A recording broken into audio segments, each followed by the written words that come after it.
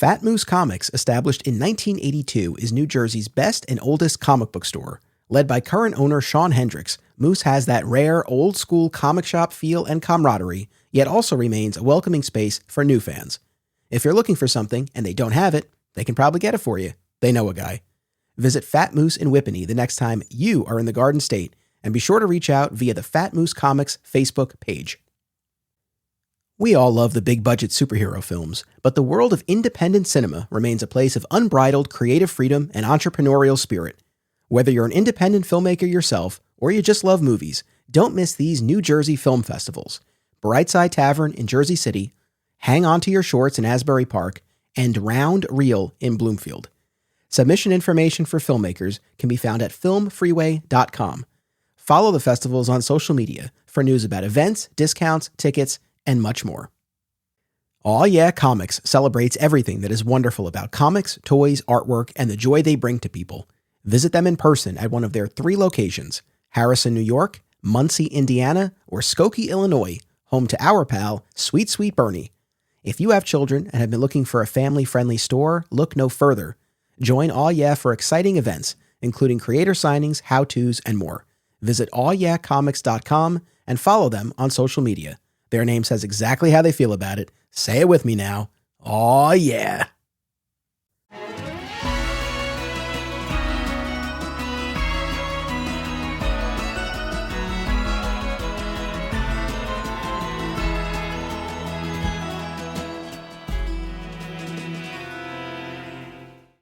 Welcome to Digging for Kryptonite, a Superman fan journey. I'm your host, Anthony Desiato.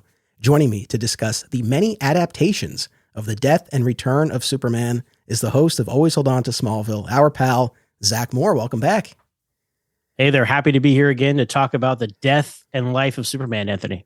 This is going to be a big, fun episode. I have a lot swirling around in my head after this homework assignment. I don't know if you're familiar with the Fun Run episode of The Office, but there's this great bit where Michael Scott eats this heavy load of fettuccine Alfredo to carbo load before the race, and then he struggles mightily to make it across the finish line. And in his talking head, he's like, I've never eaten more fettuccine Alfredo or drank less water in my entire life.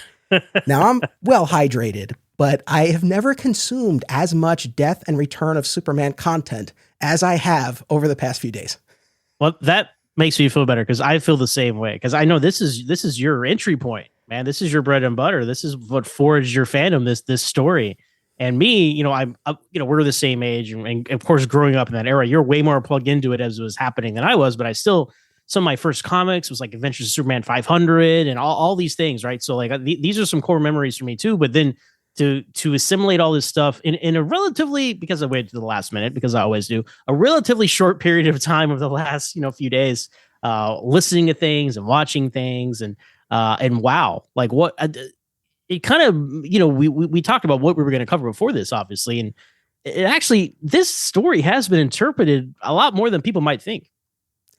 Yes, that was actually one of the things I was struck by when I actually made the list and sat down and went through everything. And there's something to be said for that, because I can't think of many, if any, other comic book storylines that have gotten this amount of treatments. You look at something like Nightfall, right? If we're looking at a 90s equivalent of this. Is the exact equivalent, yeah. Now, my understanding is, I don't believe it's been officially announced yet, but I think the word has gotten out that allegedly we're getting a 3-film animated adaptation of the Nightfall saga at some point over the next year or two, presumably.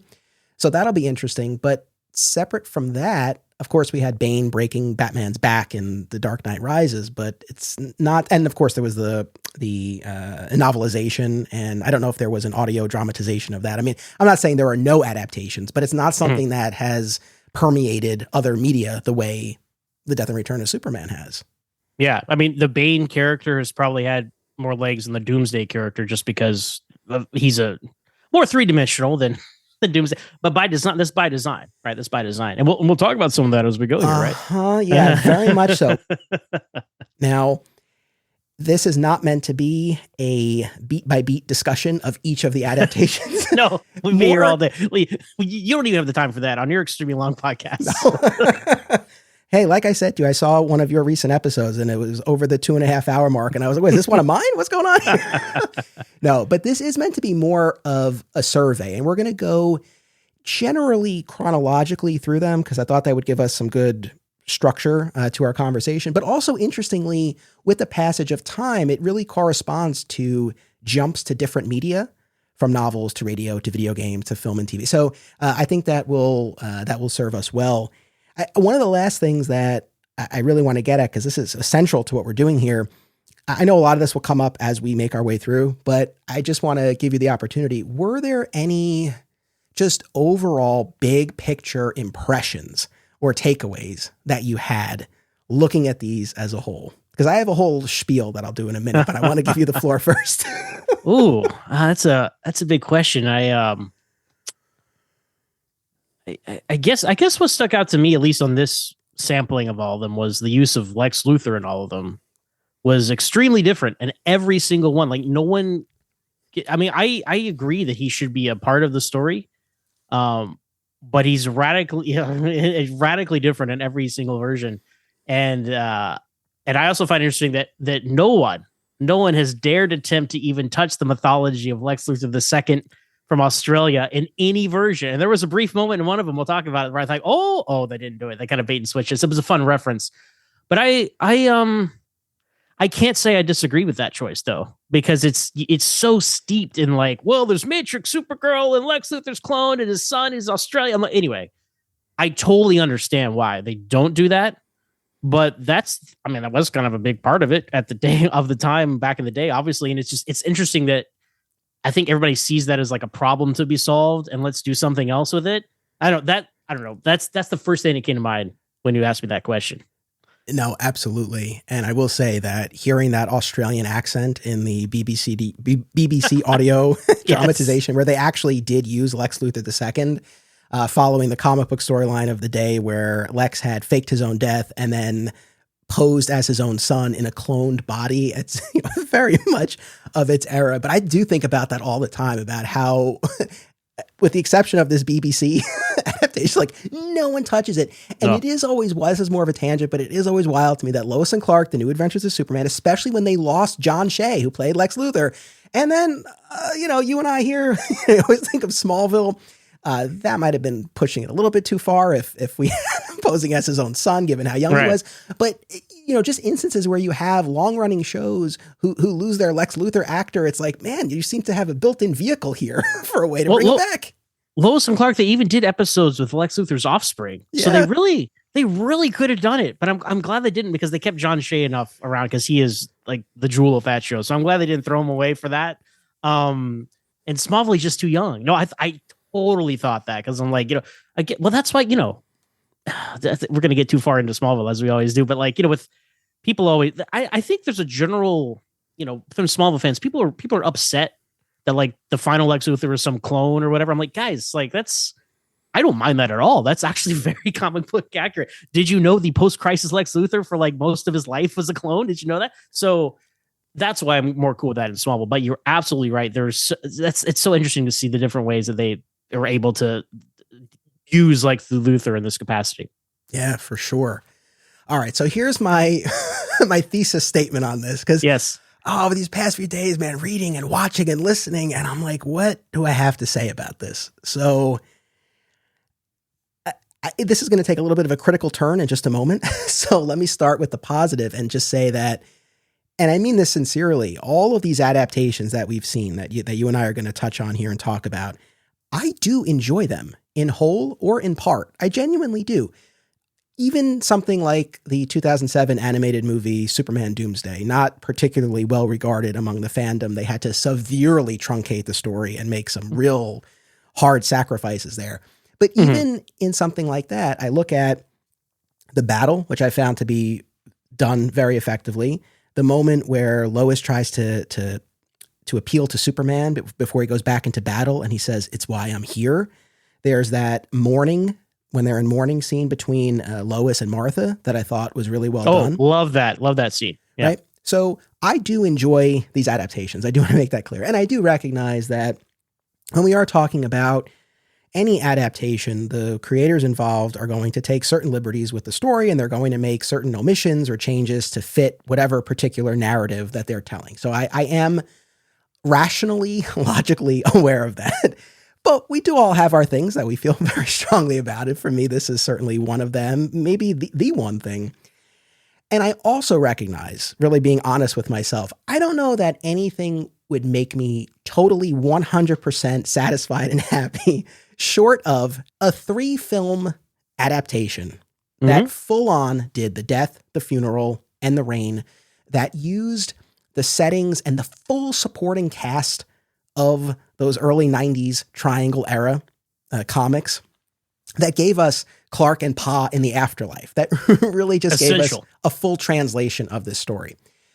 So all that being said, I guess where I feel some frustration, especially with the more modern adaptations here, because in these first few that we're going to look at, they're quite faithful to the comics. But I'm really looking at these post 90s adaptations where they're more inspired by, and I just feel like in almost all of these instances, as much as I enjoy these films and TV shows and whatnot, they're just leaving so much on the table, and I don't feel like they are recognizing the full storytelling potential of those comics, whether they're unwilling or uninterested or unable. I don't know exactly where it lands. Maybe with something like Superman Doomsday, it really was, they were unable to, they just didn't have the real estate.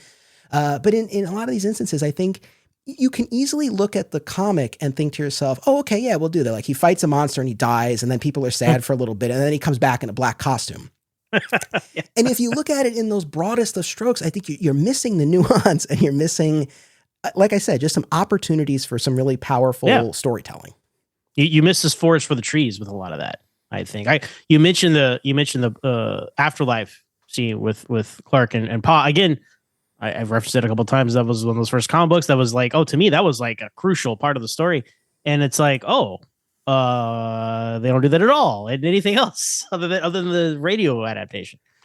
Which I'm like, because I think you talked about this maybe in your Superman and Lois season 4 episode, and we'll get to Superman 4 season 4. I'm looking for getting to that with you here, but I do feel like there should be some spiritual aspect to this, because it's not just, oh well, yeah, well, he's Superman, of course he didn't die because his heartbeat slowed down and he just needed to recharge. I'm like, okay, yeah, but I do feel like there needs to be that extra spark.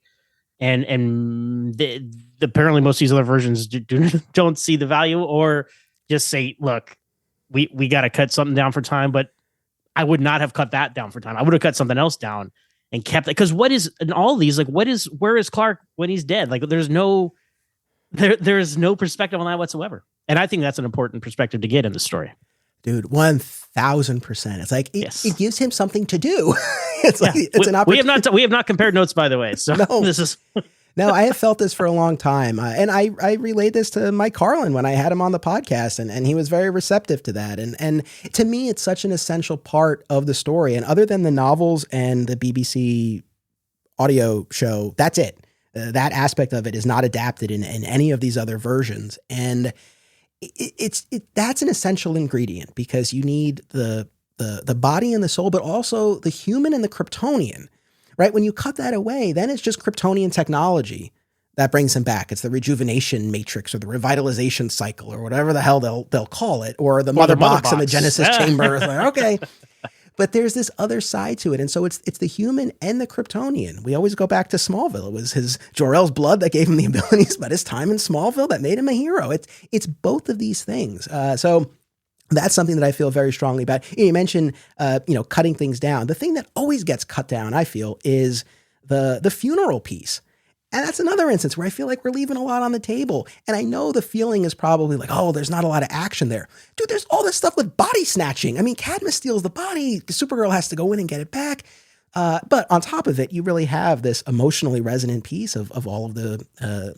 and this is the another aspect too. All of the people, right? Like, this is a story that really needs a robust supporting cast to carry the story, to give you those perspectives on what Superman means, what the absence means, and also to to keep the story moving when you don't have your central character, because that, in fairness, is a challenge of this, where your main guy is off the board for a substantial piece if you're doing it right. And then the last big thing that I'll just say now is the rain piece.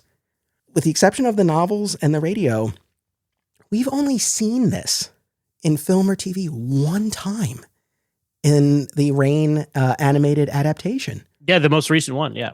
Which is bonkers to me. I mean, it's such an additive piece of the story. It introduces this quartet of replacement Supermen. Each one has an aspect of the real Superman, but they're not the whole package. And so you really, I think, get this interesting meditation on what it means to actually be Superman. They have their own arcs. There's mystery. There's a great reveal. There's so much that it's crazy to me that we have not seen that more. So. Well, we had some opportunities to, but they were missed. But we'll get into that in our conversation here, Anthony. Yep. But we start in 1993 with The Death and Life of Superman, this novelization by Action Comics writer Roger Stern that was published by Bantam Books. People might be surprised, maybe not too surprised if they've been listening for a long time. I had never read this. That surprised me. We talked about it. I'm like, oh, well, I've read that a couple times. I thought for sure you would have read it before now. So but you read all the comic. You read like every single comic. So that I did not. So to me, I'm like, oh, well, this is my way of like, it's the cliff notes of this comic event in a way. I mean, that's how I saw it. Yeah. So when did you encounter this? So my dad had gotten the novel when it had come out. And then, when I was like, I want to say 11 or 12, I read it. And then in high school, shout out to my friend Lance Laster. I got to mention him almost every time I'm on here, but he gifted this to me as well, like a paperback limited edition version or something. And I read it again then. And I'm like, all right. And then at the time, like, I think I was like, this is the height of Smallville. So I was like picturing all the Smallville kind of characters in there as those characters. This is way before Doomsday was on Smallville, people. Okay, don't get me wrong. This is like season 4 of Smallville or something. So like that's kind of fun. You read a novel, you can kind of like mind's eye visualize everything. So I read it twice. I have not read it since. So you would have read it a lot fresher than me. But what were your thoughts? Well, first, let me say I guess there's a method to the madness. I mean, originally, it really wasn't on my radar, to be perfectly honest. As a kid, I don't even know what, if any, awareness I had of it. Maybe I saw an ad for it. If there were a house ad in the comics of the day, I would have seen it, but it really was not on my radar. I don't remember exactly when I became more aware of it. I do have to I'll give it my own shout out to Sean Hendricks of Fat Moose Comics, because he gave me a copy of this a handful of years ago at a comic book convention, and I've had it ever since. And then it became more of a conscious choice where I held off on reading it. It's so funny because my boss at my old comic book store, we always used to give him such a hard time because this always felt insane to me. Like, he wouldn't watch the series finales of his favorite shows because he liked the idea of thinking, oh, there's still something new to watch. I mean, he was a huge West Wing fan and a huge Buffy fan. Like, to this day, I don't know if he's seen the final episodes. And it's like, imagine if we got all the way through Smallville and then we're like, no, we don't watch the finale. So that's crazy to me. But I did, I guess, something similar with this, where I purposely said, no, I'm going to wait because I kind of like the idea of knowing that there was still something new. I understand the sentiment, though. I understand, because then that's it. So I get the sentiment. Yeah. And I found an interview with Roger Stern talking about the writing of the novel. So the storyline was so popular, there was interest from this publisher in doing a book, and they went through the DC licensing department, and editor Mike Carlin suggested Roger Stern, the idea being like, well, let's have one of our guys who's part of the creative teams shaping the comic book storyline to the novel. And Stern had not written a novel before. He talked about having written some prose short stories, but this was a first for him. And the thing that was most wild to me is just the timing of this. He was writing the novel as he and the other creative teams were still figuring out the comic book story. Mm-hmm. So he was going back and forth and building to an ending like that they were all still figuring out together. So I can only imagine like how stressful that was. No, and that's a really cool creative process too, because it wasn't like this came out a few years later or whatever. This is parallel. It was parallel to the creation of the comic, and that makes it like, of the era. There's something special about that, right? In fact, one of our audience members, Tim Bruns, he commented in our Facebook group, and he said that the novel came out the week before Superman number 82, the concluding chapter of Reign of the Supermen. And he remembered it vividly because he was like, I raced out to the bookstore so that I could flip to the end and read it and figure out how the comic book story was going to end. It's like old school movie novelizations. People running out there reading the novel before the movie comes out. Wow. Yeah. So also on that note, one of our audience members, Matthew Malachi, I think is an audience member of yours as well. I think that's how we got him. Mm-hmm. But he commented and he was like, I don't get these novelizations. He was like, I don't get the appeal of them. If I like a comic book storyline, I'll just read the story. Like, why would I read a novel? And I commented, I was like, you know what? I appreciate that sentiment because historically, I think that's kind of how I felt. And you and our mutual friend, All-Star Rob, have kind of turned me around to turn me onto these novelizations. But I know you've been a proponent of them. Yeah, I see it as like you have a favorite song and it's covered your song and you want to experience the same thing, but in a kind of different way. And that's why I look at it that way. And they are, I mean, these novelizations, they are, I mean, thinking about it, like movie novelizations is the first thing I think of. They come from the era of like, well, you can't revisit, the home video was not as prevalent back then, and you want to revisit, so you listen to the soundtrack, and you read the novel, and you read the comic book, and you play with your action figures, and whatever, right? But I think the novel's a real smart way. I have the Batman Nightfall novel as well, which I've yet to read. I've literally had that thing for probably 20 years, waiting for some excuse to read it probably, but because I did read a lot. I read a lot more than Nightfall, probably individual comics than I did the Death and Life of Superman individual comics. But I don't know. It's really, before they did these collected editions, we're very fortunate now. You can go on apps and websites and buy, and not just buy individual comics online. You can go buy the volume 1, 2, 3, XYZ of all these things. Before that, this was a great, collected way to read the whole story start to finish, because that's, I mean, when you're a kid and, you're kind of the mercy of what your parents are going to get you or not get you, or what's even out there. There's no internet. Like there were so many gaps. And like, well, I guess all these things, that's why we had the editor's note in all those comic books when we were kids, like reference Action Comics 784 for this, because we didn't know, so you were accustomed to just knowing that there was stuff you were going to miss, but the cool thing about the, books like this is it collects, well, not every last thing, but all the crucial beats of the story are in there start to finish. And that's what's cool to me. Yeah, absolutely. No, I really have come around on these. Exactly to your point. It's another way of experiencing the story.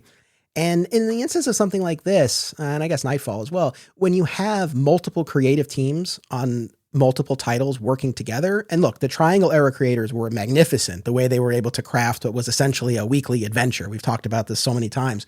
But still, it was fascinating to kind of see the entire story from start to finish just through the eyes of one of the members of the creative team. And I've always been a big fan of Roger Stern and loved his work on numerous titles, especially what he did on Action Comics.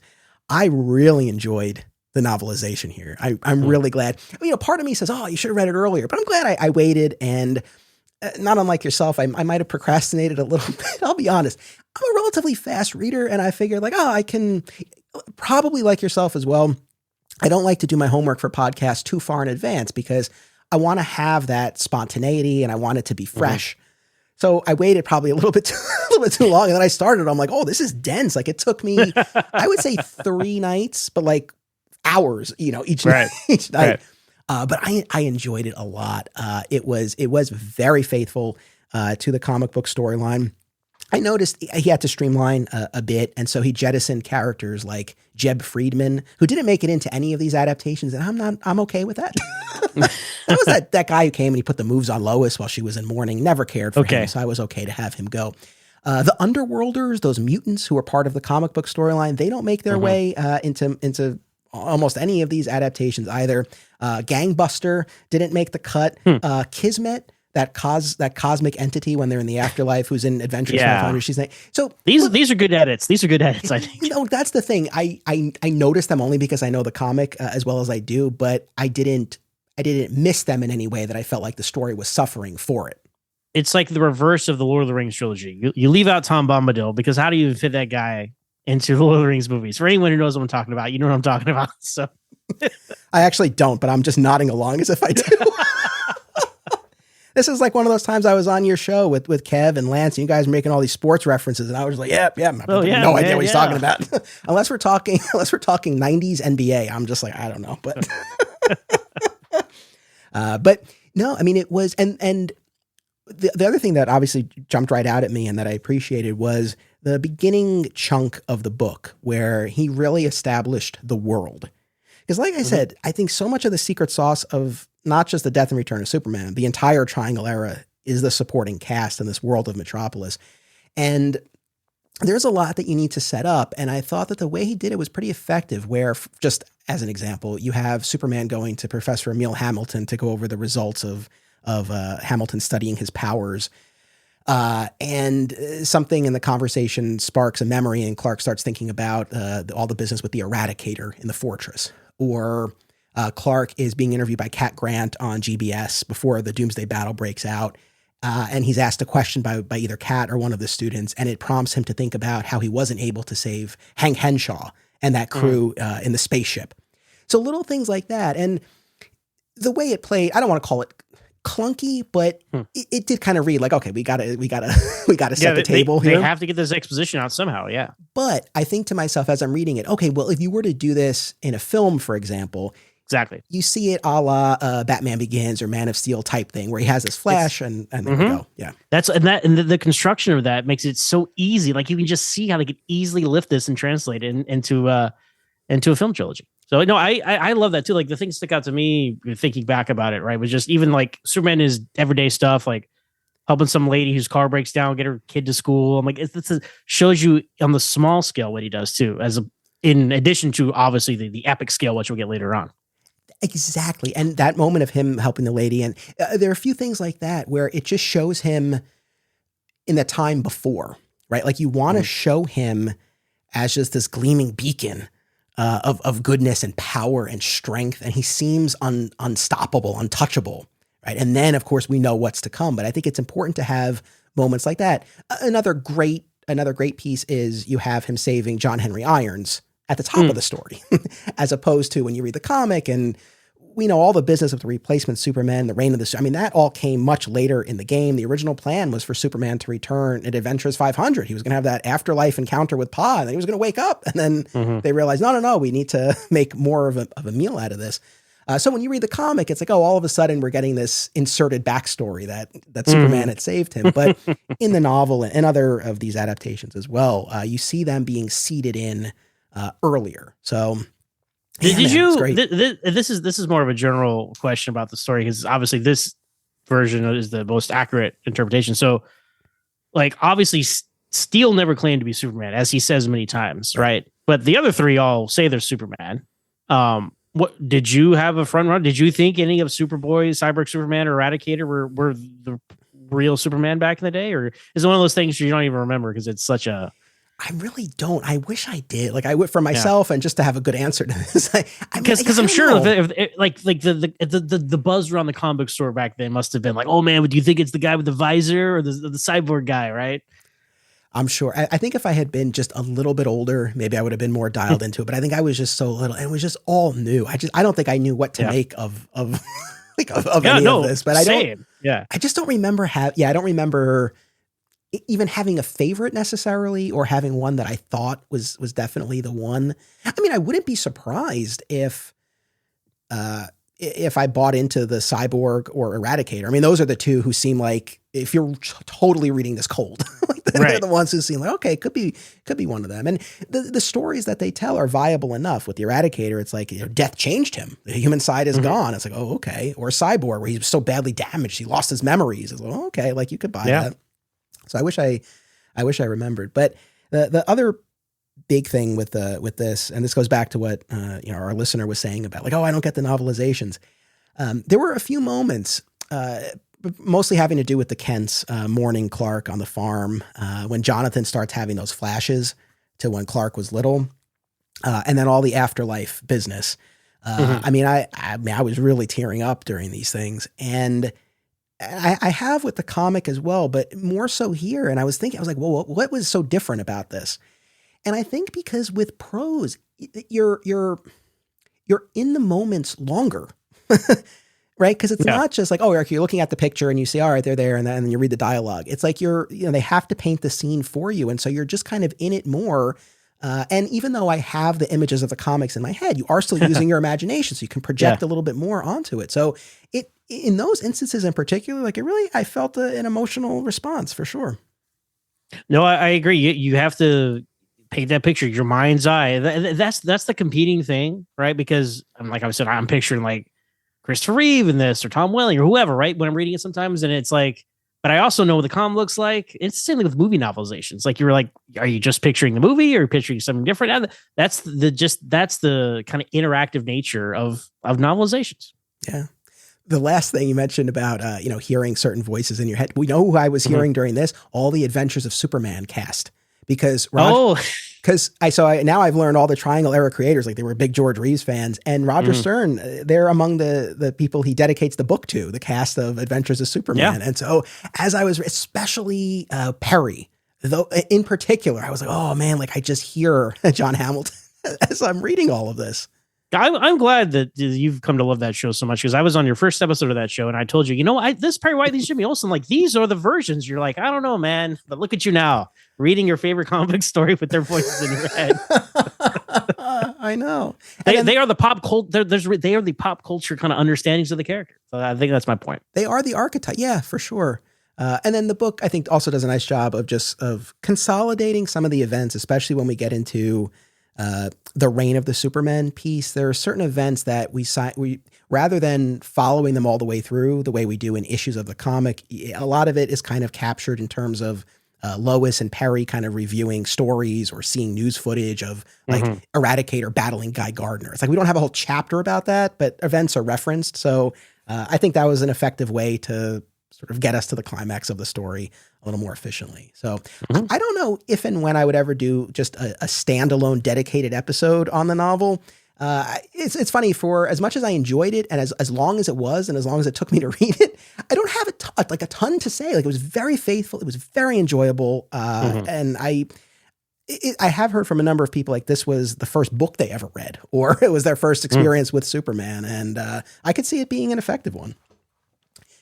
Okay. So also in 1993, this was one that this was the only one that I was like, okay, I got to draw the line somewhere. But Superman, Doomsday and Beyond, this was another novelization written by Louise Simonson, who was the writer on the Man of Steel title, for the same publisher, but it was for young readers. So it's a much more streamlined version of the story. I do have a copy. I picked it up on eBay. It's maybe most notable. I feel like if people know it, if they haven't read it, it's probably for the Alex Ross cover, which is, I'll hold it up here just so you can see it if you're not familiar. But there you go. Yeah. So Superman flying the giant fist of Doomsday behind him. I have seen that now that you've shown it to me. That fist, it's a very striking image. It really is. And then it's totally out of scale, I think. Like, I'll rant about that later, about the size of Doomsday. He doesn't need to. He doesn't need to be like 4 times the size of. Anyway, and then there are illustrations by Dan Jurgens in the book as well, periodically. So that's maybe something when my son gets a little older, if he's interested, maybe I would have him read that. But so that's the young reader novelization that's out there as well. And then finally in 1993, a story by the same title, Superman, Doomsday and Beyond, was this BBC Radio 1 adaptation. It was later re-released as Superman Lives, so people might know it by either of those two names. And this was the other big thing that had somehow escaped my, well, not sight, I guess, but my listening. But I've had so many people recommend this over the years. Had you listened to this, or was this the first time? I've never heard this before, but I was aware of it. I think through trivia, because William Hootkins, who voices Lex Luthor in this, he is one of the nuclear arms dealers in Superman 4. He is Eckhart from Batman 99, and he's one of the government guys from Raiders of the Lost Ark. So he's like this. Oh, wait, he's Porkins from Star Wars. He's the X-Wing guy with a beard. So like he is this bit character, memorable character actor in all these films that we all grew up watching and loving, all these franchises, and he kind of ties them all together, all because he worked in where they filmed all these in England and they're shooting while there. But he voices Lex Luthor in this. So I think that's how I kind of first heard about this. And I had not listened to it. I listened to the entire Death and Life of Superman thing? Because it seemed to be an episode of a longer series, correct? Because I looked a little further into it. It looked like there was like more before this, or well, they had done other of these audio dramatizations. I don't know if they strictly shared the same continuity or that. I don't know. Someone listening to this can answer, but yeah, this was a first for me as well. I have to give a shout out to another audience member, Josh, who sent me the CD of this because it was originally released on cassette, I think in 93, and then years later on CD, and that I think was when they named it Superman Lives. But Josh sent me the CDs. I don't have a CD player anymore, so I listen to it on YouTube where it is available. But thank you to Josh. And it's 2.5 hours. And once again, a very faithful adaptation. I mean, what did you think of this? Did you enjoy it? I did enjoy it. I thought it was interesting that there was it took about half an hour to get to like the story because it was all this preamble of like, well, here's Superman and Lois and their relationship, and here's Lex Luthor and how he ended up where he was. I thought it was very interesting. They start with like the funeral of Lex Luthor. That was a cool, like, kind of bait and switch, right? I thought it was, you think it's going to be the death of Superman, but it's like Lex Luthor. I'm like, oh, wow. Okay. And I think me having the comic book knowledge I have helped me understand a lot of this stuff. I wonder what people would think of this if they just heard it without any sort of context for like Matrix Supergirl and clone Lex Luthor. And I don't know, but I enjoyed it. Story wise, I think we probably had some thoughts about the voice cast. Yes. Anthony, some of the performances. Yeah. No, I enjoyed it as well. I had the same reaction as you at the beginning where it's like, oh, wow, I was not expecting that with Lex. So, yeah, I mean, it's like almost a half hour, I think, of Lois and Clark's engagement party, him revealing his secret identity, Lex Luthor the first seemingly dying and then coming back as his own son. So that's really, in terms of setting up the world, like those were the main beats that they focused on, which it does make sense because Lex Luthor II really is like its own thing, right? So either you're going to do it or you're not going to do it. I applaud them for doing it because, like I said, like all these other versions, they don't go near this. They avoid it. They intentionally, like I swear, I think they see it as a problem to be solved, and I respected the way they lean into it. And I think if they were truly going to make, and I think that's what a lot of these versions that we're going to talk about are kind of missing, or the components, like they're all trying to incorporate it into something else they're already doing. It's like, oh, we're doing a Superman and Lois show. Let's do this here. Oh, we're doing a Superman movie series. Let's wedge this in here. Like, but if they did it just from scratch, right? Stuff like this preambles, I'll call it, of like establishing like this Lois and Clark or this Lex Luthor or whatever that's important. And I think this is a good blueprint to do it if they chose to do it that way. Yeah, and an argument for Lex Luthor II, it's a really interesting dynamic where, as far as anyone else is concerned, even though Superman and Lois, they have their suspicions because he's a Luthor, but nevertheless, he's presenting himself as this fresh entity who wants to get off on the right foot with Superman and not have the type of antagonistic relationship. So that's what he's putting forth. That's the public face. And he's carrying on this relationship with the Matrix Supergirl. So he's, trying to use her, but also has to appease her. So when she says like, oh, can I go off and help? He has to say no, but it can't be no, I don't want to help Superman. He has to spin it as, oh, well, if Superman falls, we need you here to defend Metropolis and Superman will be fine. So it puts him in a really unique spot. And it's really entertaining. So I'm like glad when he that they asked did to it. have a moment alone with Superman's casket. Yes. And yeah, that's a wonderful moment, right? Gotcha. You're never going to get that in any other version. And I'm totally on board with clones and public personas for Lex Luthor. Let's do it. Right. Let's see some of this again in other versions. Not necessarily. He doesn't have to have an Australian accent. No, he does. People love all the time. He has to. So this is the thing. I always forget with Lex Luthor II. And as a kid, because all of this business about him, about the second being from Australia, like that was all before I started reading. Right. So as a kid, and it was only when I went back and I was like, oh, he's supposed to be Australian? Yeah, we're not reading his speech bubbles in an Australian accent, but you know what? This BBC radio play absolutely is, and it's entertaining. Does it? I guess it. Does it lose a bit of the menace? Yeah. Well, then he when he's alone, like he kind of drops back into his normal Lex Luthor voice. So it makes me like, is this an act? Like I don't know. I don't know. Yeah, when he's calling people love and girl and all that stuff, it's not quite the same. And I guess this is all conjecture, right? I've never seen somebody say this, but like the look of Lex Luthor II informs the local Lionel on Smallville. Yeah, right? I mean those But flowing locks and beard. I mean, yeah. I don't know if they told John Glover to never cut his hair or what, but like he just ended up looking this way, and I support it. Yeah, no, I'm there for that as well. But while we're talking voices, I couldn't get past the Superboy. Whoa, Lois! I mean, it's like, what was that? It was the 90s, bro. I couldn't get past the Kents. They're just like this sweet old couple straight out of Gone with the Wind. They're like, oh, Jonathan, my palpitations, or what. I'm like, is this y'all's interpretation of how Middle America sounds? I don't. I know they're an older couple, but it was like a parody of an older couple, like the way they sounded, like, oh, so helpless, tarnation. I don't know. I could have dialed that back some.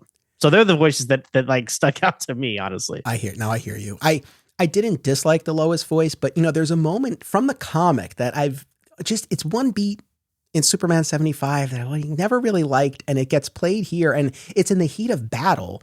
And so it was very pronounced, but where, first of all, Superman was like really yelling in the fight. It was kind of odd to hear him in that way, but it also made sense. Like that's probably what it would be like in the battle. Mm-hmm. But when Superman is fighting, he's talking to Lois about how like I have to be every bit as ferocious as Doomsday, and Lois is like, he wants to kill, you can't. It's like, lady, at this point, it's like kill or be killed. Like, I'm fighting for my life here.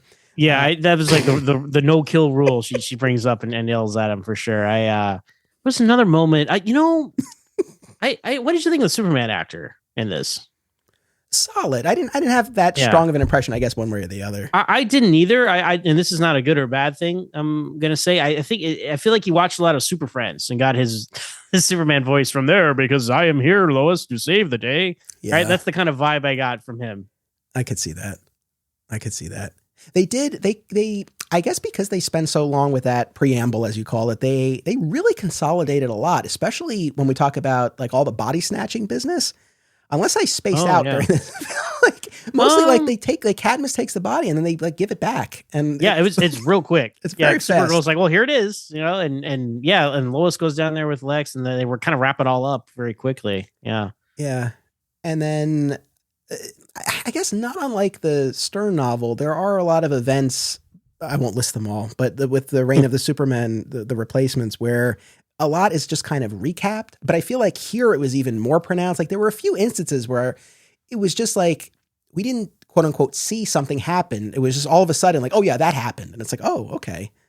Well, maybe Cyborg Superman's like, yes, Superman, I died, and then I combined with the machine, and now I'm here to take my revenge. I'm like, oh, okay. And I think, the voices were a little too similar for Cyborg Superman and The Last Son of Krypton. Because sometimes I was like, which Superman is talking? It's talking now. But that's that's part of the radio play thing. And I thought, I don't know, once you get into the radio Superman, I understand why they got to like change some stuff around, especially because they, I don't know what their time limits were on this. Yeah. But like when you spend half an hour on stuff that wasn't in the story at all, you got to take from somewhere, and that makes sense to take from there. No, that's the thing. Like I think one of the things that is tricky with this is in the comics, each of those 4 Supermen, they had their own title, and they had a good 2 or 3 issues where they were really getting set up and they were doing their thing, and there might be a skirmish with one of the other ones here or there, but there was some runway before you got to the destruction of Coast City and then everything converging. Mm-hmm. And so it's just a lot of real estate that you need. And so I think a lot of in all of these adaptations, I think a lot of it we end up seeing through Lois's point of view. And not that Lois has no part to play in the comic, obviously she does, but I feel like in these adaptations in particular, a lot of it we end up just kind of seeing through her eyes, and we're not necessarily following them too much. I feel like John Henry really gets the short end of the stick with a lot of this, where he's got this whole thing with trying to track down the people who are using these weapons he designed. Oh, yeah. And a lot of it just kind of gets reduced to like, oh, this happened or that happened. You're not really following him in as he's tracking down a lot of this stuff. But I do understand, but that is something that I did clock as I was watching it. But do you know what the biggest sin of this one was? What's that? No Bibbo. That broke my heart, man. Yeah. Hey, he is the heart of the everyman of Metropolis. So to me, I think the test for a really great adaptation is Bibbo's prayer. Okay. No, in all seriousness, when he prays and he says like, oh, why did Superman have to die, but a washed up old roughneck like me gets to live? It's not fair. And whether it's Bibbo or it's someone else. Look, we'll get to Superman and Lois season 4. That could have been Kyle. Kyle Cushing could have had that moment in the fire station where he's like, God, I try to be a good guy, but like, I'm no Kent. And like, we need Kent. Like, why am I still here? Like, that would have been a perfect moment. Spot on. You nailed it, man. He could have served that role in the TV show. Absolutely. That's a powerful moment because you want to see, you obviously can see the side effects on the world at large, but when you get down to the everyday life stuff, right? That is the personification of that for sure. Yeah. The final thing I want to say about this and going back to the Stern novel, because it's the same point. This is really maybe getting nitpicky, but I love the end of Superman 82 when in the comic, when Eradicator takes the kryptonite blast meant for Superman. And as the kryptonite passes through him, his body changes it and it restores Superman's powers. And then you get this moment of Superman emerging from that kryptonite cloud of smoke. And he's like, you murdered millions, Henshaw, and you did so using my name, wearing my symbol. This is your doomsday. He shoves his fist through him. And it's like, oh my God, like this is amazing. And neither of these have anything, I think, as effective as that. You don't have, in the Stern novel and the radio show, it's like the Eradicator restores him, but it's not him taking the blast for him in that way. And Superman's final words and act are not as powerful. And that's why I wonder if Superman 82, like, I don't know, did that come together really late after these other things were on me? I don't know. It doesn't ruin it for me, but it doesn't have, because that Superman 82, man, like that's a powerful moment. Yeah, no, you want that line to go along with the punctuation mark of it all. I see that. Yeah, and we're not going to get anything to do with any of these characters until the death and the reign of Superman in 2019. Yeah, so they'll be that. So now put a pin in all those characters. Yeah, put a pin in that. Say goodbye to Supergirl. She gone from all these adaptations now. That's it. It's because of Matrix Supergirl. But I'll also say, look, because Lex Luthor II and Matrix Supergirl they're connected. In this story, in this era, right? So I get if you're going to change one, you got to do with the other. But like, you found a way to work Lex Luthor in there. You could have worked, actual Supergirl in there. Yeah. I don't understand. Smallville of all the versions, they did something with Lex and Kara. Like they didn't do very much, but there was a little brief moment of season 7 there where like she was trusting him and living at the mansion. And anyway, but that's the only, like, there's no other, to my knowledge. I mean, you're more the comic historian than me, but like, there's no attempt to like pair up Lex and Supergirl in any way, anywhere outside of this, right? Oh, well, let's circle back to that when we get into next year on the podcast. Oh, okay. Well, next year will be the year of Supergirl. Because now we're in the year of Superman, as a lot of people are calling it. That's right. It's the year of Superman. It was 2006, and now it's 2025. Yeah, all comes around again. All right, so then we move into 1994, and we have my all-time favorite video game from Sunsoft, The Death and Return of Superman, which was for Super Nintendo and Sega Genesis. I had the Super Nintendo version. Now, I don't know, probably a few years ago at this point, we did a whole episode on this. I played it from start to finish. I needed cheat codes. It is merciless. I found it to be, at least. But your classic side-scrolling beat-em-up video game. A ton of fun, shockingly faithful to the comic book storyline. I know I sent you just a YouTube video of the playthrough. Have you played this game though? I've never played this game. Never had it. Never played it. I did check out because I was curious about it because I knew it existed. I know a lot of people say it's like the best Superman game because that's always a fun point of conversation among the fandom. Look pretty fun, like a side scroller.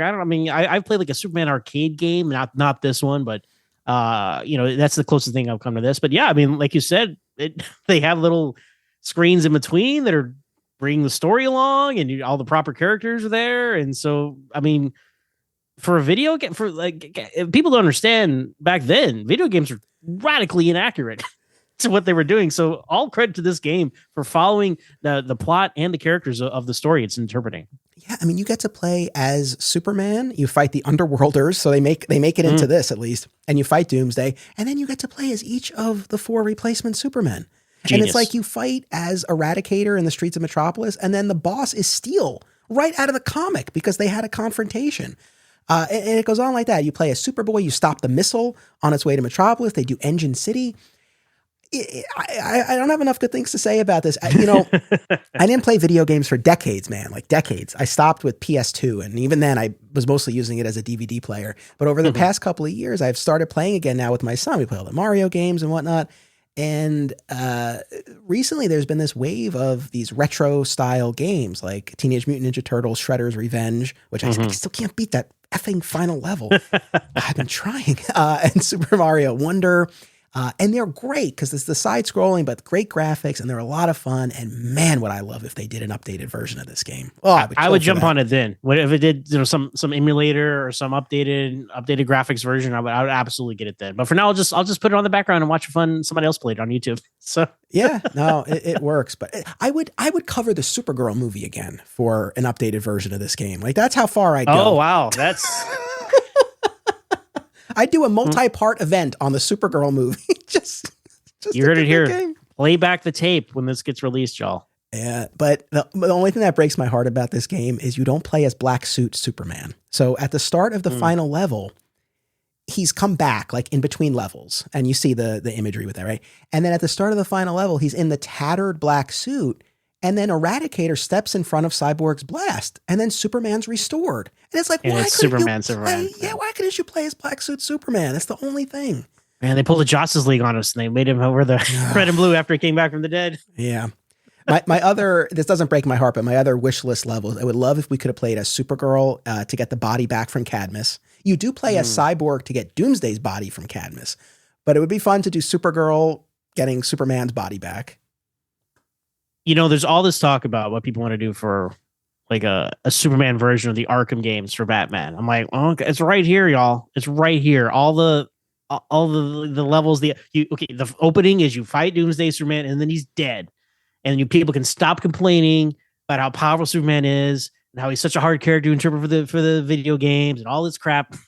And you can just play all these and do these. That's like you mentioned that Supergirl having to sneak in and steal the body. Like all these missions you could do. I mean. It writes itself. I would love a proper modern Superman game. And I think this event still has power today. The name recognition, there's a reason they keep going back to this. Well, if you came out with a Death of Superman video game, it would sell as well as the Arkham games did. I guarantee it. I want to see it. Amen, man. The other things on my wish list, you play as Guy Gardner fighting Eradicator or Eradicator fighting Guy Gardner, either one. And then they don't include, even though there's Engine City and all that, they don't include Mongol specifically. So if you could have played as Hal Jordan fighting Mongol, that would be cool. But, yeah. I mean, this is my wish list. This is my wish list. I'm fine with them kind of taking Mongol out of it, honestly. I mean, so you must have loved Reign of the Supermen, the animated movie.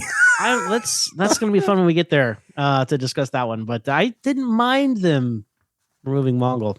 All right. So these next few, just real quick, are what ifs that just didn't happen. I mean, Lois and Clark, The New Adventures of Superman, aired right smack in the 90s. It was clearly, modeled after the Triangle Era comics with the setting and our cast of characters here. I can't really imagine how they would have done a true version of the Death of Superman. I think their New Krypton arc where Clark has to leave and there's that separation. He comes back in the black suit is as close as we got. But just in terms of the timing, it was just interesting that we didn't get an adaptation there. Well, that show is the reason we got the Death of Superman. Yes. Right? Because they were going to marry Superman. They're like, hold up.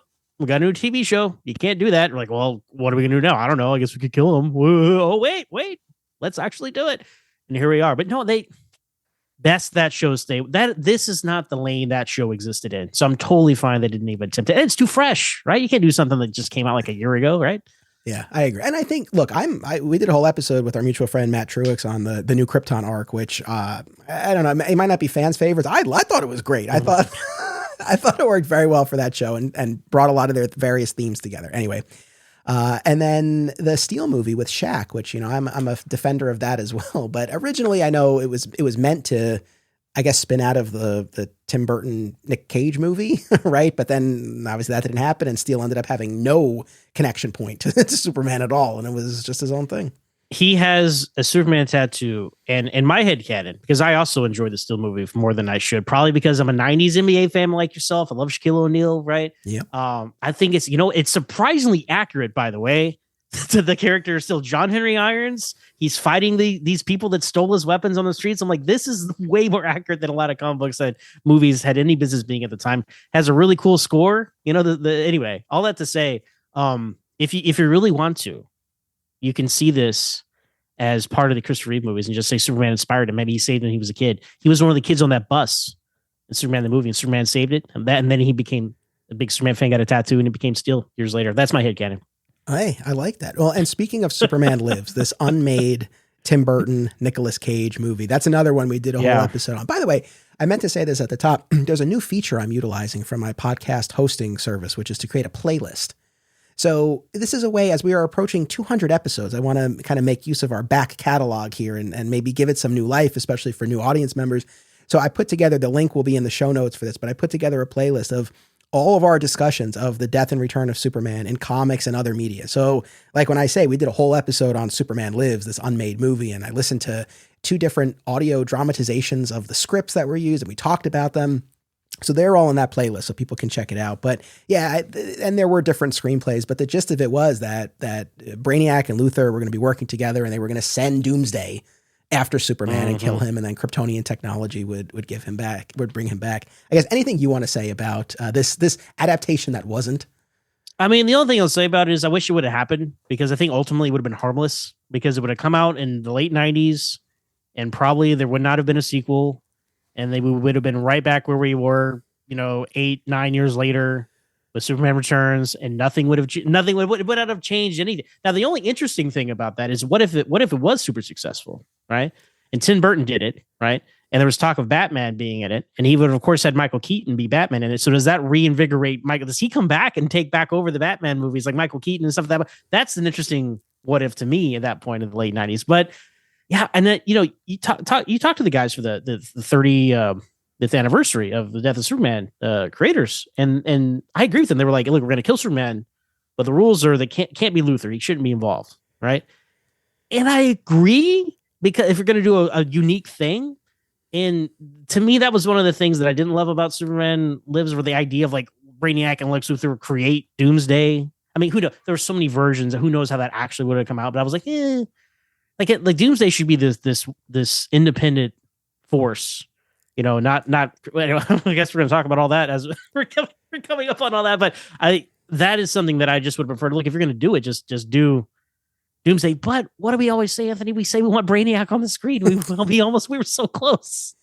We almost got him. Well, but now, and this is, I'm glad we're hitting on this, because we're entering this territory where we're moving away from, for the most part, the truly faithful soup to nuts adaptations of the story. And now we're getting more of these versions that are inspired by, and they're borrowing certain elements, but they're taking a lot of liberties as well. And in this unmade Superman Lives movie, right, regardless of which script we're talking about, Doomsday is not this unknown force of nature, this mystery that springs up out of nowhere. It's sent by Brainiac, and we see versions of this in what we have coming up here. And this is another one of those things, going back to what I said at the top about, I feel like just they're leaving things on the table here. If you make Doomsday intelligent and give him the ability to speak, which they did in the DCAU and a couple of those Justice League episodes, which we'll talk about, if you make him someone who's turned into Doomsday, Zod's body or Bizarro, like we saw in the DCEU and we saw in Superman and Lois, I'm not saying there's no value to this. I'm not saying it absolutely doesn't work or it can't work, but in my heart, it's like, I do feel like what the core of this character is this just unrelenting, mysterious force of nature. And he has to tear through these other heroes before Superman has to intervene. It shows the threat that he poses. And I think there's really something about him being in that containment suit and slowly being revealed. There's a horror aspect. There's a suspense aspect to this. And when Superman ultimately goes further than anyone else can, or anyone else did, when he goes the distance and he makes that ultimate self-sacrifice, that he does it on the streets of Metropolis in front of the people. And it's not, it's not on an abandoned island, and it's not out in space. I just think there's certain kind of core attributes here that I just hate to see go. And especially with respect to making Doomsday capable of thought or reason or of being controlled. It's like we've seen Lex Luthor spun many different ways across time and media, including the comics. He could be the mad scientist or the businessman or the president, but he's always smart, right? His intellect is, I would say, the core defining attribute of the character. If you did a version of Lex who was dumb, I'd be like, what? This isn't Lex Luthor. So I feel the same way with Doomsday. It's like when you make him capable of speech, it's like, well, this is not the character. I don't know. That's my rant on that.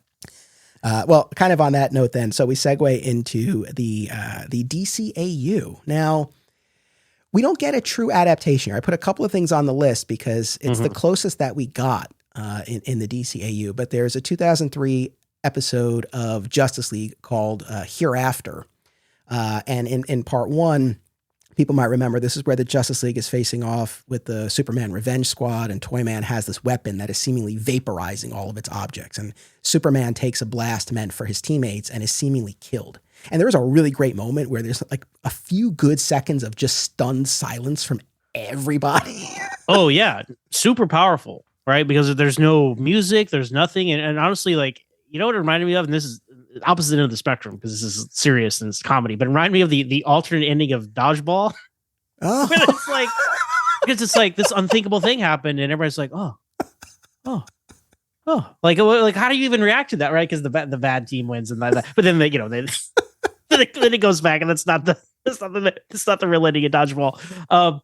But that's where my mind went. But I thought it was just like, wow, like this doesn't happen. Like I can't believe this unthinkable thing has occurred. How do we move on from this? And even like it's so weird because, or I guess unsettling too, because you have that, and then you have like Toyman of all people. It's like, yay, Superman's bye, and then just the comparing those two things is so incongruent. It's unsettling and interesting. Yeah, absolutely. And then we get the closest that the DCAU came to Funeral for a Friend, where you see this funeral sequence. Batman initially isn't going to go because he doesn't believe that Superman is actually gone. But then Wonder Woman catches a glimpse of him, right? Like he's up on the building during that, and he's got a great moment where he's at Superman's memorial, and he's talking about how much he always respected him. One of just to say a word on that, like Kevin Conroy didn't get to do as much variation and really dive into some meaty material in the later years of the DCAU because on Batman the Animated Series, he was the star of the show, right? He did Bruce Wayne, Batman, all these variations of the character, got to play all these different emotional angles. And we loved that he was the voice of Batman for like 25, 30 years, right? But when he got into like, especially later on, like he didn't get as much of a chance to kind of really grab a hold of scenes. And this is one of those scenes you really got to grab a hold of. And I really, really liked it for the writing and the performance. Yeah, no, man, well said. It was a standout moment. I think the limitation with this one was that it's a Justice League episode, so it's the morning from their perspective, and Lois is there, and she does have a moment with Lex where she's angry that he's there, but then he brings her in for an embrace, and she accepts. Didn't like that. I didn't like that. I didn't like that moment. I didn't like that moment from Lex's side. Obviously, I didn't like. He was like, "I miss him too, Lois." I'm like, no, not this Lex Luthor. There's certain Lex Luthors you could, like the Rosenbaum Lex Luthor in the future would do this, right? Because of Clark in the past. But like most other Lex Luthors would be very happy that Superman's dead. They will be mad that they didn't get to kill him himself, but they wouldn't be there like, and then, that was a weird, I loved the funeral in this. I think it was A+, well, maybe just an A, take off the plus because of the Lex and Lois moment. But I'm glad they were there, right? That's the great thing about animation. You can, obviously we got the voice actors, got Dana Delaney and Clancy Brown to be them there, but we got to see, Jimmy Olsen, Perry White, other characters around sitting in the pews. Yeah, Jonathan, Martha, Lana, Supergirl, they were there. Yeah. I would have wanted. There's Supergirl. She was. Yeah, that's true. She's there. But look, like that's the thing. They were voiceless cameos, and it's just kind of here, and then we'll talk about the Doomsday Sanction from JLU. But honestly, just with the DCAU as a whole, I've gotten the sense, and I think Bruce Timm and Paul Dini have said as much in interviews, like they were not interested in doing the Death and Return of Superman. And when you look at Superman the Animated Series in particular, they were not following the comic book storylines of it wasn't like, oh, something happened in the comics and they would do it on the show. Like they did their own thing, and they made something that I do think is timeless, and I love the animated series, but it just breaks my heart because, like we keep saying, you need a lot of runway for this story. You need a lot of space to tell it, and you need a developed supporting cast. And so, especially by the time we got into Justice League territory. And my God, when we were in JLU territory and we were doing this long form serialized storytelling, it's like this would have been, I truly think, like the perfect place to tell a multi-episode version of this. And it just bums me out that we're not interested in it. Yeah, I don't know. I guess it never bothered me because I appreciate that they found ways to incorporate parts of it. Right, we got the funeral, we got the fight, we got Doomsday, we got these little bits and pieces. Because this was not part of the greater story they were telling, and like that didn't bother me because I think the DCAU is like the gold standard for multimedia interpretations of these characters, and they had so much else going on. Like Superman was so well served overall in that universe that I didn't feel like, oh man, we missed a huge opportunity here. We're in some other universes perhaps. I was like, oh man, you really dropped the ball. You had was right there. So that's interesting. So you would have wanted them to do it like as part of the show, not even just like as a movie or something. You wanted like a whole season part of the show. I mean, well, okay. I'll put it this way. If they really didn't want to do it, and I clearly they didn't, then no. Like here's the thing. I wouldn't have wanted Warner Brothers Animation to force it on them to be like, you have to do this. I wouldn't want that. I guess in an ideal scenario, it would have been great if they were like, oh wow, we really want to do this. I think this will be great because I think they would have done a great job with it. But yeah, because that becomes like a Spider-Man 3 situation with Sam Raimi. They're like, studios like, well, Venom's really popular and we want you to do it. He's like, well, I don't want to do it. Well, we want you to do it. All right, I'll do it. And there it was. But fair enough. I'm glad they did that funeral because that's a big missing component of a lot of these other versions, right? The funeral for a friend, and at least we got it there. Yeah. So later that season in Justice League, there is that Better World 2-parter where they bring in the Justice Lords from the other Earth. And that's actually when the DCAU introduces Doomsday. He crash lands seemingly, from outer space, and the Justice Lord Superman lobotomizes him. Then we cut to the Doomsday Sanction from early on in Justice League Unlimited Season 2 in 2005. And we got a huge retcon here. So now we get biggest retcon of all time. This backstory where, contrary to what we had seen in that Justice Lords 2-parter, now we find out that Doomsday was a Cadmus project creation created from Superman's DNA, which is a fact I had forgotten. Me too. Until I rewatched this, I was like, oh, so like everybody does this. This is what we do now, apparently. Yeah. And capable of speech. Voiced by Michael Jai White. Spawn himself. So Bronze Tiger from Arrow.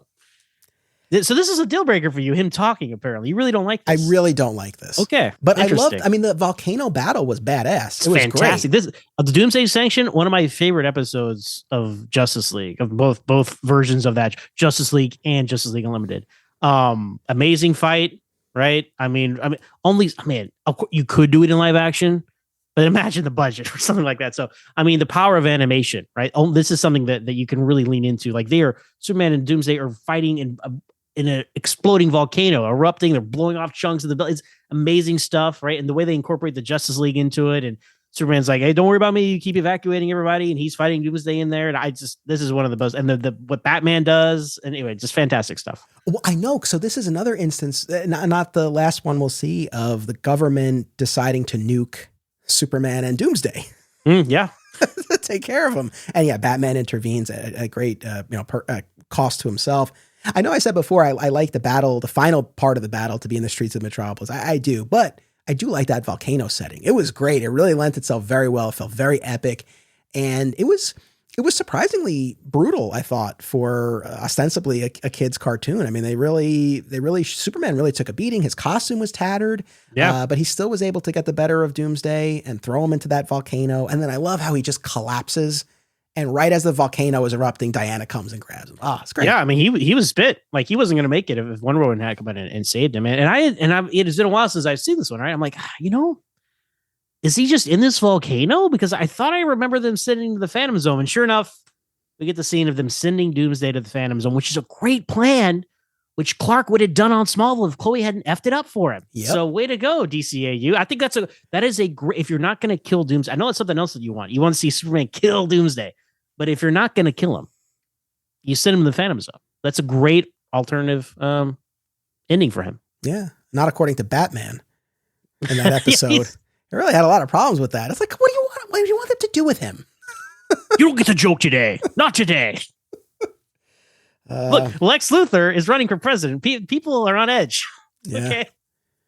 I know. Now, look, with the DCAU, if they weren't interested in telling the full story, yes, I'm glad that they at least touched on these ideas of the funeral and a battle with Doomsday, in fairness. Well, we're getting to Smallville, and we've talked about it many, many times before, so we're not going to spend all day on Smallville. But I will say, Doomsday in the DCAU was like a welcome surprise. It was like, oh, wow, like that came out of nowhere. Like for him to show up with the Justice, like, oh my God, right? And then it was just like a treat. Like, oh wow, that's cool. Way to weave that in. And we have kind of mentioned before in Smallville, like if they had done something like that on Smallville, like kind of weave it in, little Easter egg, kind of maybe one off kind of thing, would have been like way more accepting. But to give the DCAU credit, they didn't build up to this whole thing and then not do it. They just sprinkled some Doomsday in and like, isn't that cool, everybody? We got a little bit of it, and now we're moving back to the story we were telling already. And it's supposed to be Smallville here, which constructed an entire season, could have been series finale of the show, leading to an epic battle between Clark Kent and Doomsday, which we never got, which I think is next on our list to discuss. It is. I mean, chronologically, we do have Superman Doomsday, that animated movie. Oh, okay. We can talk about that now. Let's do it. Just for the audience, I mean, this was the first. I mean, it's crazy now because we've gotten so many of these original animated movies, but like this was this kicked off this whole line. It was a huge deal. I remember when they announced it. I remember they announced they were starting with this. Couldn't have been more excited. I guess was a little worried when I knew that the runtime was going to be 75 minutes and they were trying to do all of this. And, I think those concerns bore out. But yeah, how do you feel about it? Well, I remember this coming. This was a huge deal because this is like, hey, y'all, this is the first DC animated movie original. It's not going to be connected to the DCAU, although it looks very much like the DCAU. Like it's a little confusing. Like I know, okay, there's Superman Brainiac Attacks, which is this joke among all of us Superman fans. I own it. Again, shout out to Lance Saster for giving it to me a few years ago. I'm saving it for a special occasion. I don't know what that special occasion is going to be, but it's this infamous movie, which copies the character models exactly. It has some different voices and it's not in continuity. So that's its own thing. This, it's like a cousin of the DCAU animation style because Bruce Timm is still involved and it's like Superman, but he's got like lines on his face. So he looks a little different. I'll say this, you know what? I think this movie gets a bad rap. I think people hate on this movie and I'm like, it's for what it is. I think it's fine. It's not, I mean, it's called Superman Doomsday. Okay. It's not called The Death and Life of Superman, right? It's not, it never didn't, I don't know if it claimed to adapt that story. It definitely didn't. What you mentioned earlier, like he fights a monster, dies, comes back in a black suit, right? I mean, it hits all the checkpoints there. This is totally its own thing. And for what it is, I like it. I think the voice cast is really strong. We got Smallville connection, James Marsters as Lex Luthor, which is an interesting choice. I remember on Inside of You, Michael Rosenbaum's podcast, he was talking to James Marsters, and James Marsters mentioned that he played Lex Luthor. It's like, what? You play Lex Luthor when? So it's just funny.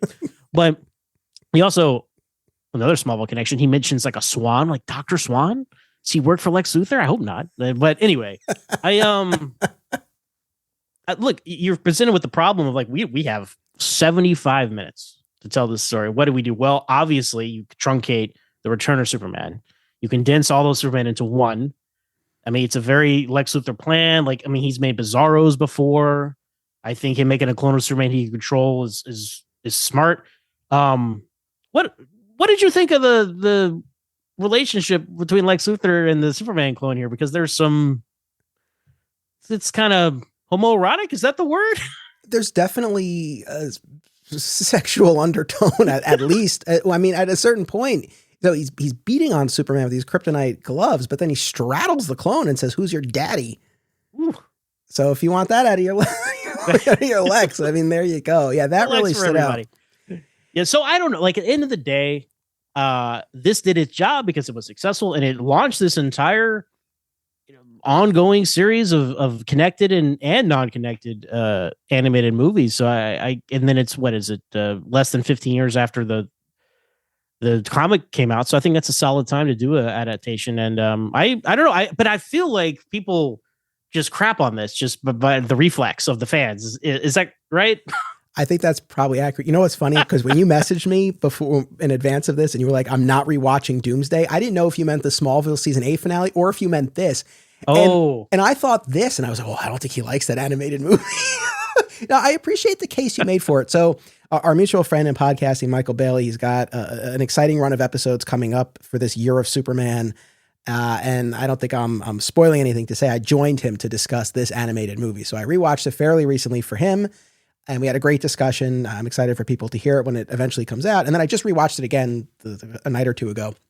And I've made my peace with it. I think when it first came out, I was not a happy camper, but I've made my peace with it because exactly to your point, if I were tasked with adapting this with that runtime, and look, we have seen over the years the runtimes, and I do believe it's a budgetary issue, but we've seen the runtimes expand, and we've also seen multi-part adaptations. I mean, The Dark Knight Returns got two 90-minute movies or however long they were, animated movies to fully adapt that story, and that needed the space.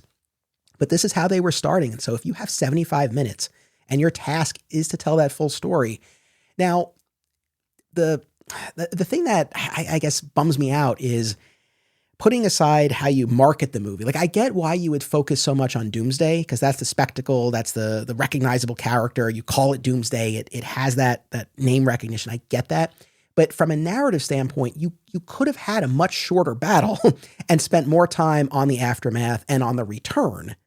But that's not the path that they took in terms of how they allocated their real estate. So I get that. And consolidating the 4 replacement Supermen into one clone who takes it too far and starts imposing a much harsher brand of justice onto the city, not entirely dissimilar from Eradicator, although it doesn't really seem to stem from like a Kryptonian sensibility. It's just kind of his own sense of morality that he's imposing on people. Well, it works. Fantastic stuff with look, there's a lot of references to older Superman material, right? So it's literally the scene from Superman the movie where Superman saves the cat out of the tree. But in this situation, he saves the cat out of the tree, and then he starts telling the old lady, he's like, well, I really could be doing something more important right now. So you better think about that next time. Leave the screen door open and let your cat go outside. I don't blame your cat. I blame you. And it's really, that's the old lady's like, oh, I'm sorry, Superman. Like that's the kind of like evil Superman stuff that is like unsettling and I really like. And that's a good vibe there for that character. And he is closest to the Eradicator because he's dishing out, hard justice. He kills Toyman, which is like this creepy, Toyman, which I'm like, I you know what? I'm in season 10 of Smallville right now as of my recording. And I have said, I'm getting a little exhausted of saying, this is the worst version of this character. This is the worst version of that character. This is the worst. You know what? Smallville has the best Toyman, Anthony. Yeah. Yes. 100%. Right? Okay. Good. Thank you. That's so I don't know where you guys thought I was going with that rant, but I'm here to celebrate. Smallville has the best version of Toyman because every time I see Toyman somewhere else, especially like this, implied pedophile Toyman, honestly, here, I'm like, there's a space for that character, I guess. I don't know. I like the Smallville Toyman is the best. The animated series one is the second best, and neither of them is weird, creepy guy here. But hey, it got Kevin Smith, a voice cameo, as a chance to joke about his giant mechanical spider, right? Yeah, that was a fun bit of business. Anyway, no, I agree with Toyman. It's like you can make him a little creepy. He doesn't have to be like a full pedophile or child killer. It's just like, all right, like let's ease up a bit on this. Yeah. So no, that worked. I mean, it's funny because it got to a point when, especially rewatching, it's like I wanted more with that clone Superman. That was a very interesting angle that we were going down, but they didn't really even have enough time for him.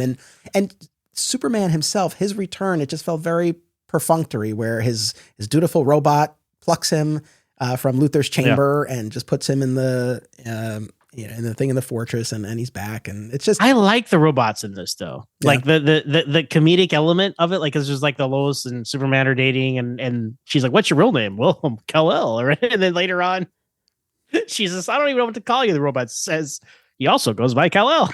Like, I don't know. Like, there was a little bit of humor with the robots, but I get it because you don't have other characters to do these things. So it's like, let's have the robots do it, I guess. And point taken there. I mean, it's just like, there's no intrigue with any of that, but it's at the same time, it's very A to B. Yeah.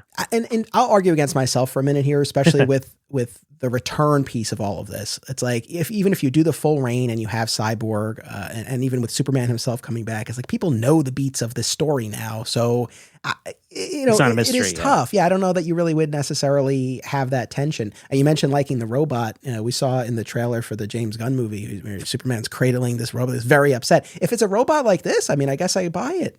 We'll see. I want to be emotionally invested in that robot. Look, I cried when Groot died in Guardians of the Galaxy. So maybe James Gunn can make me cry again when Helix dies. I assume that's going to be Helix.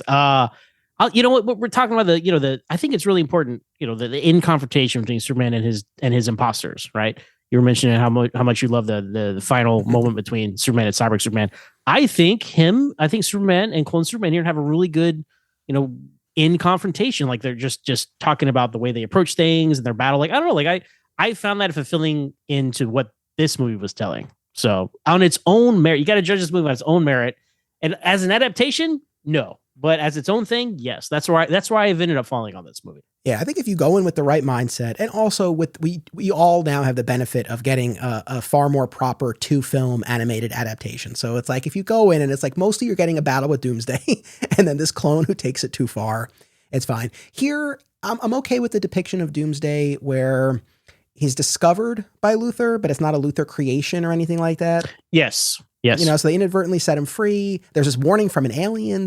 But it still sort of maintains like this thing came out of nowhere. Although Jor-El apparently had interstellar files on this creature that the robot talks about, but still mysterious enough. No containment suit, which is always a little bit of a bummer. Yeah, but I know we had to get there. Brutal battle. I mean, when Doomsday pushes Superman's head against the moving train, it's like that was rough. No, this is a great fight.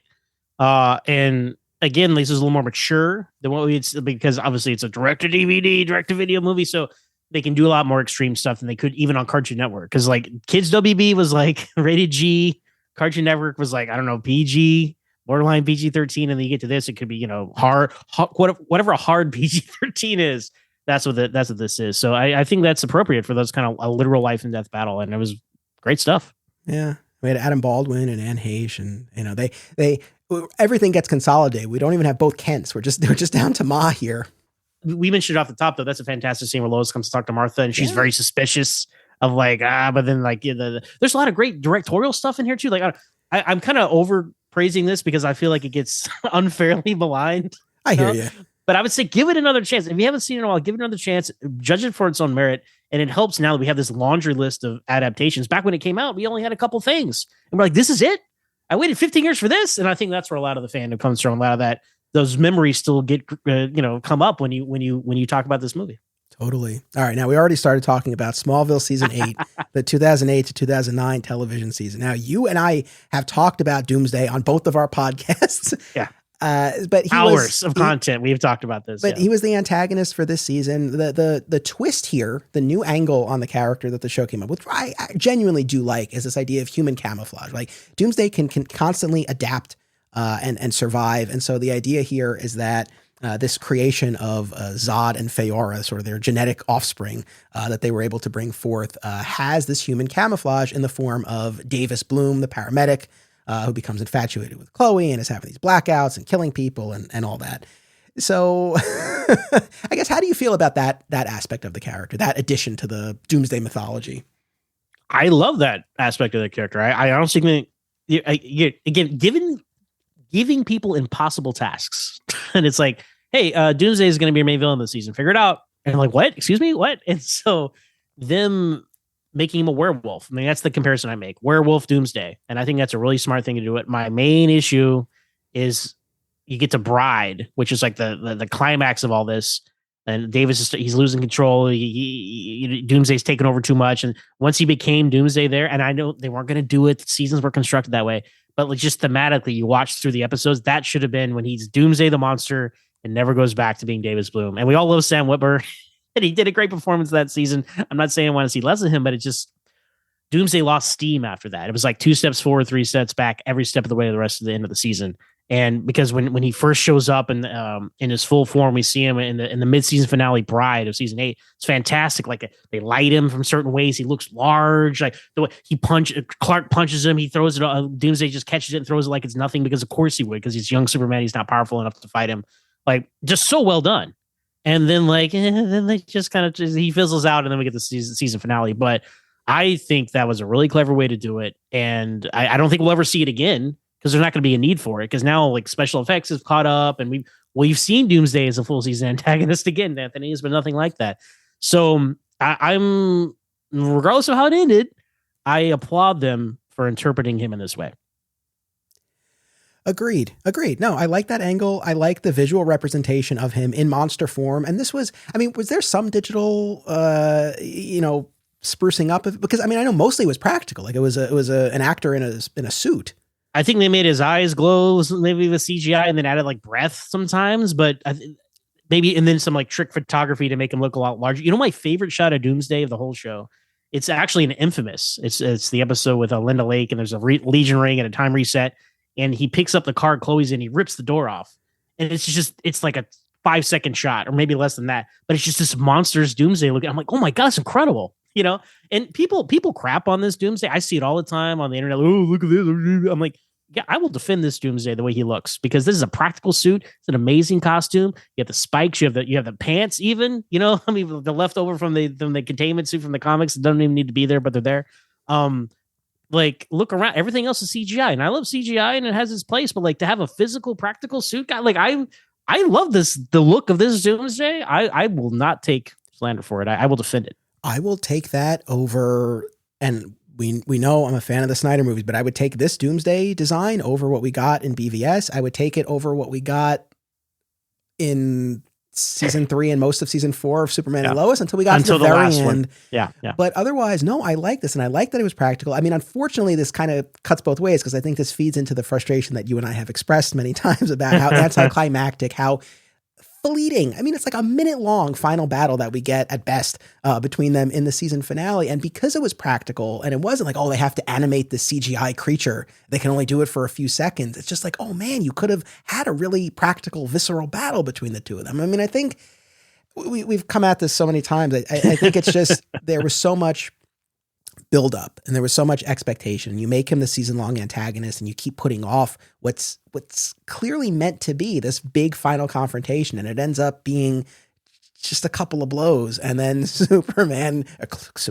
Clark grabs him and leaps, and they crash into the plant, and it explodes, and Doomsday's buried. And you don't see any of this once the explosion starts. It was, if they had gone from Bride to Legion, we got to have Legion, and I got to have Infamous. If we have like Bride, Legion, Infamous, and then we go to Doomsday, okay, but it was just after 22 episodes, it was just anticlimactic, especially watching it live as we did.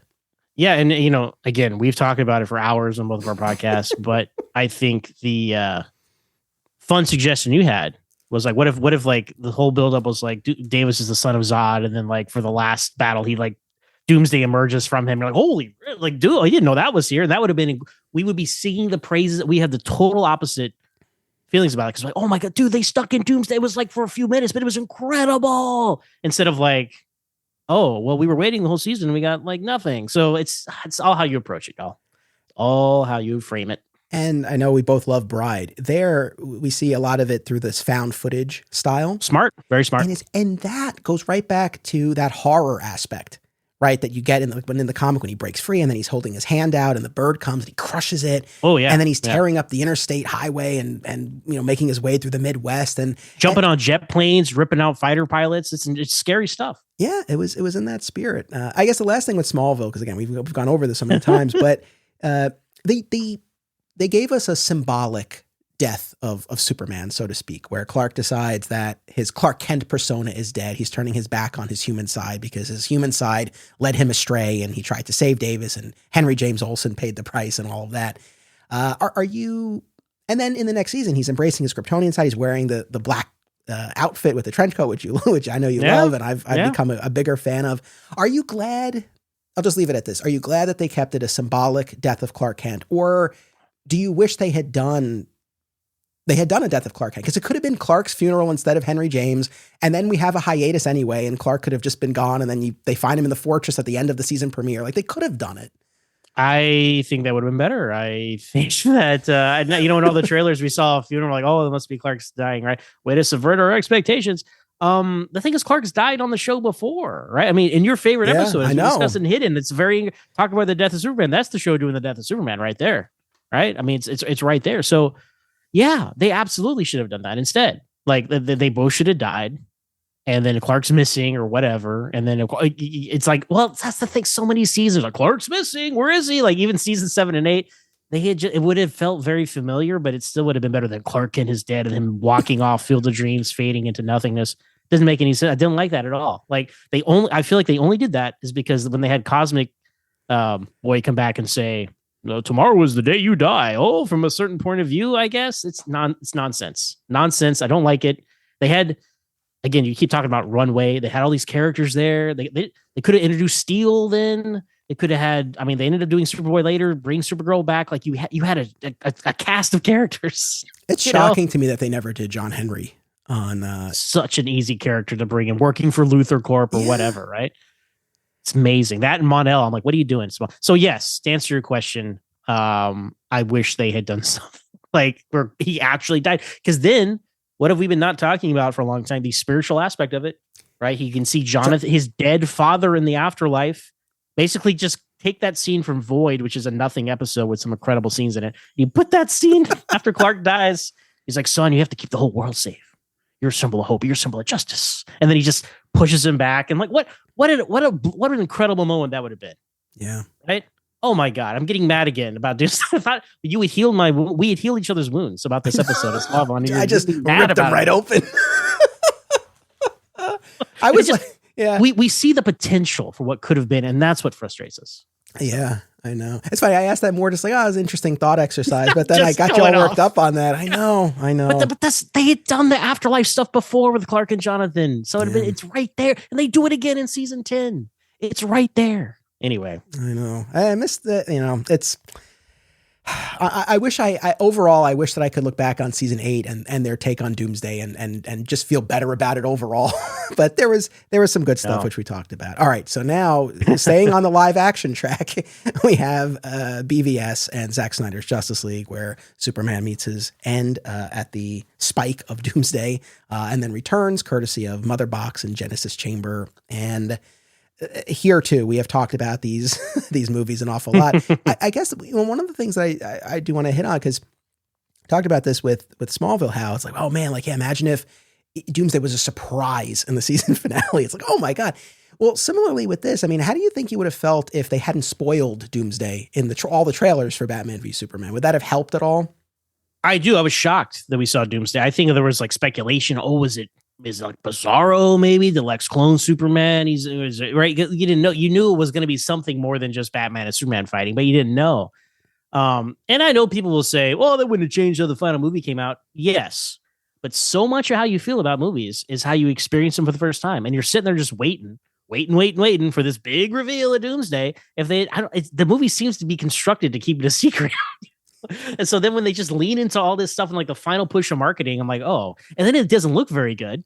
Like we've said the same thing before to each other. Like Zack Snyder, say what you will, whatever people think about his movies, he's A+ on the visuals. I'm shocked that Doomsday looked like the cave troll from Lord of the Rings, right? It's just it's crazy to me. Where are the spikes? Where's the hair? I know he like got more bony and spiky over the course of the fight, and fair enough, but like, come on, like everybody look Batman, these characters, Wonder Woman, they look comic accurate, amazing. They've never looked better than this film. And then he bring out this Doomsday, and that's just disappointing. So I don't know how I would have felt, but I do think it would have definitely been a better vibe not knowing and being surprised by seeing this major character for the first time in a movie instead of like waiting for it for 2 months because they decided to put it in the last trailer, right? Yeah, that reveal was very frustrating. And then the design, such a shocking whiff from such a visually talented filmmaker.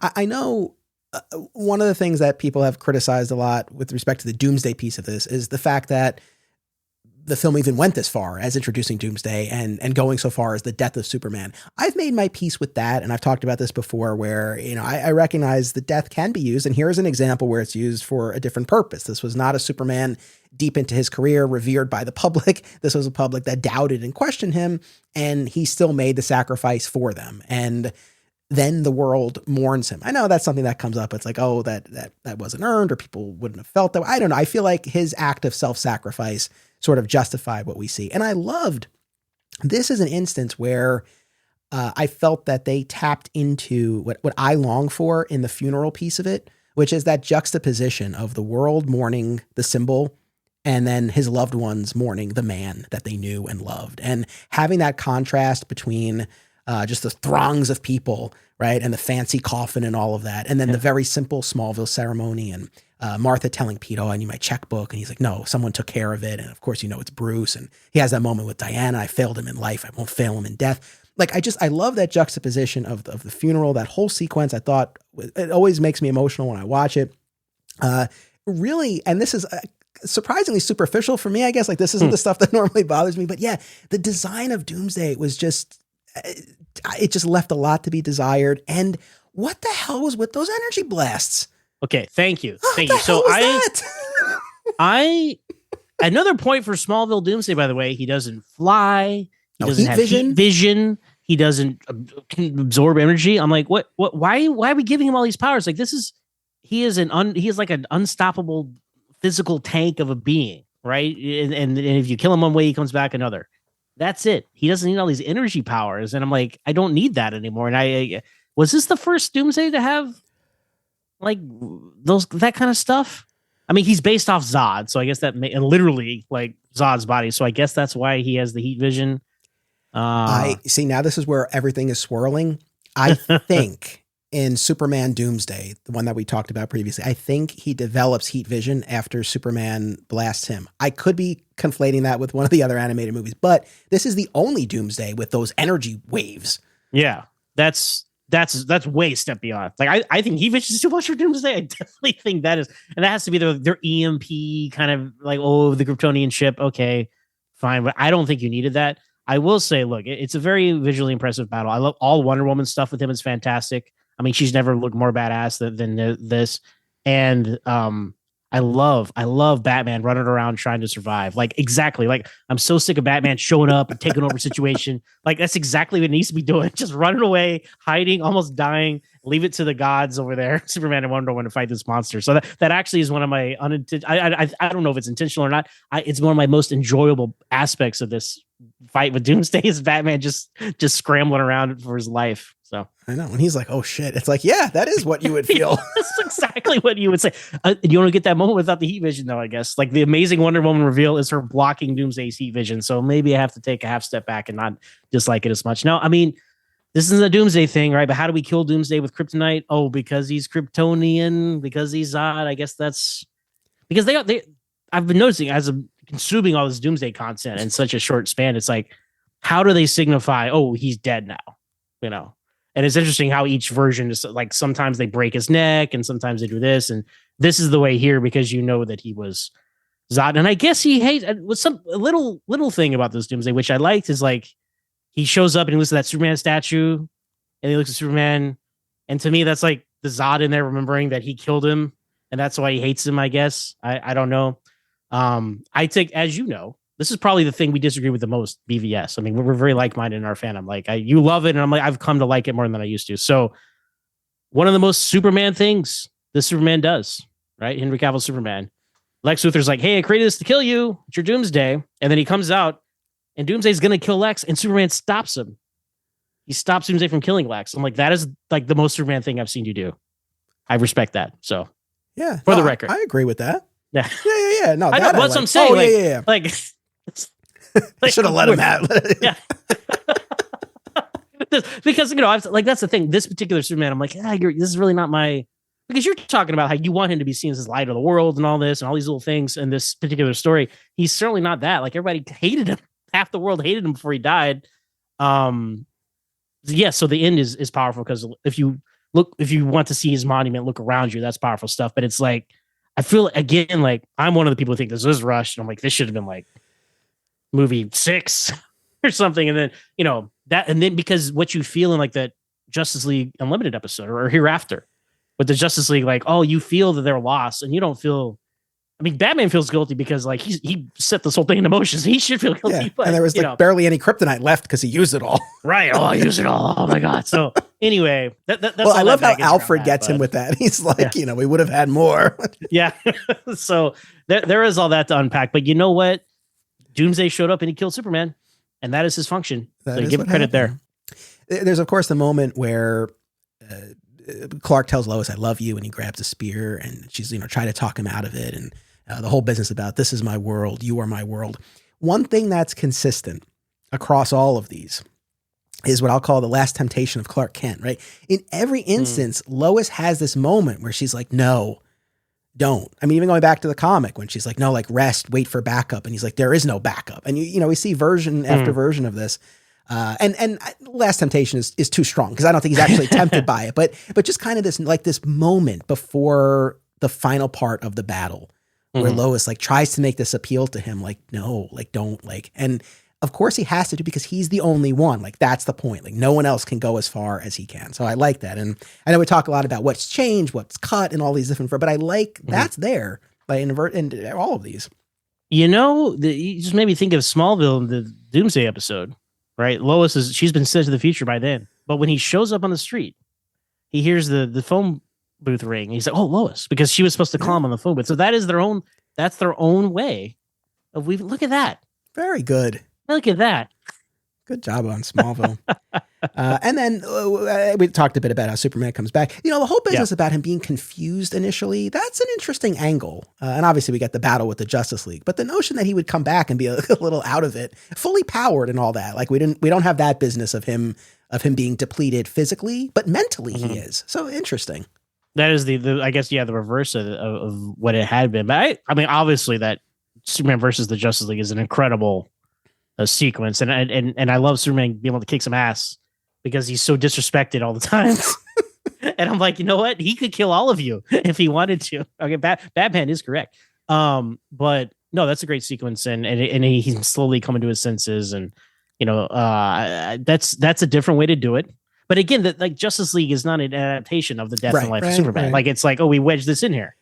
You know, I'm like, should you have wedged in the death of Superman? That's its own conversation. But they did, and it's here, and the elements are here, and that's a fun thing. Because I mean, look at these other adaptations, like, or even the original comic run. The Justice League of the time is a bunch of B and C listers.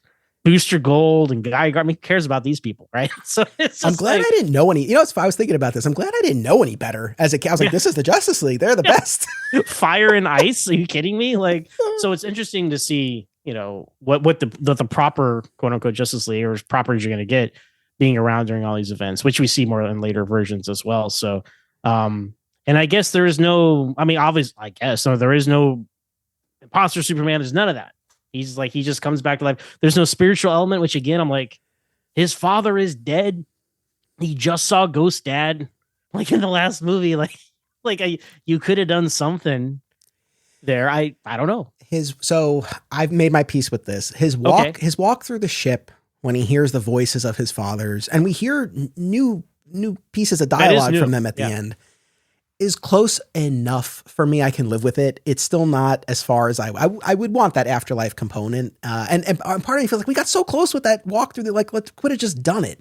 But at least there's that. That was enough for me. And so that's why when I look at how this plays out in the DCEU, not exactly how I would have done it, but like I said, I really liked the funeral. I liked the walk through the ship. There's enough there that, you know, it worked for me overall in this context. You know, the design of Doomsday is still, I guess, my biggest biggest complaint. Yeah. Now, you mentioned the Justice League and which version of the Justice League. So that now brings us to 2018 and 2019, this 2-part animated film adaptation. When they announced this, and the part 1 was written by Peter Tomasi, comic book writer, had a great run on Superman and the Rebirth era. And part 2, written by a friend of the show, Tim Sheridan, along with Jim Krieg. Tim was on last year, and we talked about how he adapted the story. But when they announced this, I was floored because I really thought that was it. I thought the ship had sailed after Superman Doomsday. So to have this 2-part animated adaptation, to give it the space that it needs, I was really pleased with. You watched these for the first time, if I'm not mistaken, right? For this episode? I did. I watched the Death and Return of Superman, the combined version. Gotcha. All in one 2.5-hour sitting. Well, so what is the verdict? I'm very curious what you thought about these. I liked them. Is that you sure about that? Take? Oh, no. It's just a no. no. You. That's good. I enjoy. Well, I'm looking for the story. I've been looking at all these versions and trying to find the story from the comic books, and I can't find it anywhere. And finally, we've come to a version which to its, you know, the most of any of these versions have, other than the audio drama, probably, brings to life the story. And I mean, they could have done 3 parts, honestly, if they really wanted to. But no, I thought it was good. Again, the Lex Luthor stuck out to me more than anything. I mean, Rainn Wilson is Lex Luthor. Now, do you listen to a lot of like podcasts of like short stories or horror stories or anything, Anthony? No. So there's a podcast called Radio Rental, and Rainn Wilson is the host of this podcast, and he's in character, and he has a character called Terry Carnation, and he runs a rental store, and he plays these tapes, and on the so I'm like, that's been in my head the last couple of years of Rainn Wilson, like, and so I moved past that. I'm like, oh, this guy's Lex Luthor. So I mean, they lean into the you know, all the great Lex Luthors, I think, need to have some sort of comedic edge. And this is something that our mutual friend Rob O'Connor from the All-Star Superman podcast has talked about. Him and I've talked about this as well. And I think he's correct. As Superman Lois season 4 might have proven to us. So, yep. So I get what they were going for. Like this Gene Hackman-esque, maybe, you know, kind of, and Rosamond has a smarm to him, obviously, as well. And so anyway, I think that's what they're going for. But again, like, I'm like, this is what I identified. Like they're trying to find a way to work Lex Luthor into this. And like, I'm not even sure what this Lex Luthor did or what their relationship is with any of these characters. I'm not sure. I mean, he's here. He plays a huge role, like a much bigger role than I've expected. And I guess I like it. I'm not sure. That's the one part I'm like kind of undecided about, honestly, but because that's the newest element to it. But everything else I think was pretty solid. I mean, especially the way they incorporated the Hank Henshaw and that backstory. Like you're talking about in the Roger Stern novel, they have to like do all this exposition. But here, I think they have a really good way of weaving in all this stuff, setting up the payoff for the end. So I thought it was pretty satisfying. I mean, of course, it's that it's the new 52 costumes from that. Like that's when I stopped watching the animated movies. Like when they went to New 52, like it was like Throne of Atlantis or something after like Justice League War. I was like, okay, I'm good now. And there's been like he kept making them. I just didn't keep up with them. And so they're talking about, oh yeah, Superman and Lois dated, or Superman and Wonder Woman dated. Oh, okay. Oh yes, the Dark Side and Jason O'Mara is Batman. And okay. But hey, there's Nathan Fillion as Green Lantern, as Hal Jordan. He survived so many universe resets. This guy, he's the once and future Green Lantern, Nathan Fillion. Yeah, the Green Hal Jordan, the Green Lantern he was born to play. The Green Lantern he was born. I cannot wait to. Oh wait. Be careful what you wish for. Nathan Fillion as Green Lantern, I guess, but. It was interesting to see them incorporating in the proper Justice League, right? So they incorporate them here, and then they find a way to get rid of them. I'm like, oh, that's pretty clever. I applaud there. But I guess was this like one of the final, if not the final, movies in that universe of animated movies, or were there?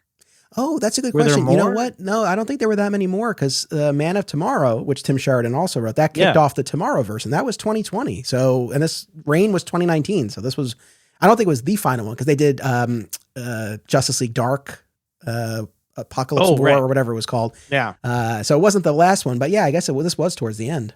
Yeah. So I was like, okay, like, I can't believe we're still talking about the New 52 here, and like all these years later, like, and I didn't. Actually, I subscribed to Superman and Wonder Woman. I kind of enjoyed that for what it was in that moment of time. But I don't need it 10 years later in my Superman Doomsday movie. You know, it was so strange to see them even talk about that. So they could have dumped that continuity, I think. But no, I thought it was a pretty faithful like version. I think hopefully it maybe healed a lot of wounds from people from Superman Doomsday because it gave the people what they were looking for. Hopefully that was the case with you. It was. Honestly, it was. I'm a fan of both, particularly part one. I really felt like it did a great job, yes, of seeding in these characters who we're going to spend more time with in the sequel in terms of John Henry and Hank Henshaw and whatnot. But the fact that you really had this build throughout the movie, yes, plot-wise of Doomsday's oncoming advance, and here I was so pleased he was in that containment suit. I love the opportunity that creates to have that slow reveal. So I thought that was terrific.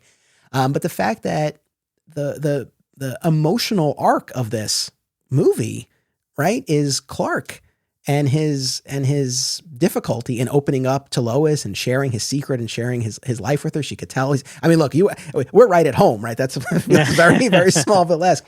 There's that great scene where they have dinner with Jonathan and Martha, which I thought was fantastic. So to have the main crux of this be an emotional one as Clark is navigating this relatively new relationship and getting to the point where they're at Bibbo's place and he tells her that he's Superman. He takes off the glasses. And then, of course, he leaves her the note, my last secret, before he runs off. And it's, I love you. I liked the note a lot. I like that a lot. You know, and then you get to the climax of the battle. She throws the rock at Doomsday. That was, did you like her inserting himself into the final battle like that? I liked it there.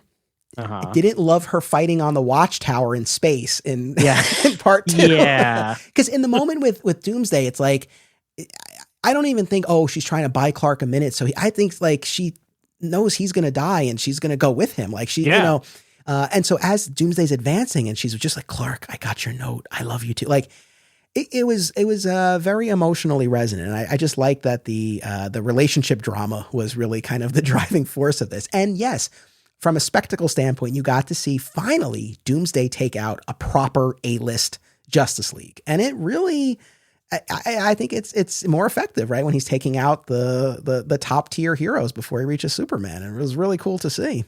I totally agree that is a change. I mean, as much as I keep saying, I want to see a trilogy of these standalone interpretations of these, like I would switch out, you know, the Bean Steelers Justice Leaguers for these guys. The thing about the relationship with Lois is it's the opposite of what they did in Superman Doomsday, where it's more like, so that's like Silver Age, kind of where like Superman's taking Lois on dates and she doesn't know he's Clark Kent or whatever. And then in this one, it's more traditional, like she's dating Clark but doesn't know he's Superman. So I think that's probably the better way to go about it, because the other one is just very odd. Right. Okay. So this is probably a product of the time we grew up in. There might be older folks listening to this who are like, no, the Superman Doomsday way, that was bad. Yeah. But we're post-crisis babies here, right? There's something very off-putting to me in that previous Superman Doomsday movie where he's got her at the fortress. They're clearly in an intimate relationship between Superman and Lois, and he's not, and she's basically figured out that he's Clark, but he won't admit it, right? Like there's this part of him that is still kind of holding back. A fear of commitment, whatever you want to call it. And like you said, here in the Death of Superman, it's the flip, and it feels much more comfortable to me. Like this idea, he's in a relationship with her as Clark. He hasn't yet told her he's Superman. It feels appropriate. Yeah. And Jerry O'Connell and Rebecca Romaine, married in real life, playing Superman and Lois here. That's fun. Yeah. I got to say, I don't, not to knock Peter Tomasi, but the first time I watched this, when Superman is dying in Lois's arms and he's like, what a lucky man I was like, oh my God, what a beautiful final line for him to say. Then eventually I went back, I read the end of the New 52, The Death of Superman, that Tomasi wrote, where the New 52 Superman dies, which came out before this. Yep. Guess what he says as he's dying? Hey. If you're going to rip off yourself, there's no shame in that. It's not plagiarism when you just copy yourself. I guess if you nail it on the first, you just stick with it. But yeah, no, it was great. I was, what I had forgotten? I forgot how deep into the movie the fight with Doomsday is. Like in my mind, I just was expecting it a lot sooner. And I was like, oh wow, we really took our time to get here. The funeral only had so much space, but you got to see Lois mourning with Jonathan and Martha. It wasn't a ton, but it was something. You got Bibbo's prayer down on the docks. There you go. I have to have that. So yeah, I like the moment of Jonathan and Martha having to be asked, like, well, could you step back from the barrier? I'm like, oh, well, because that's part of the whole tragedy. This, like, the Kents, like, nobody can know that their son died.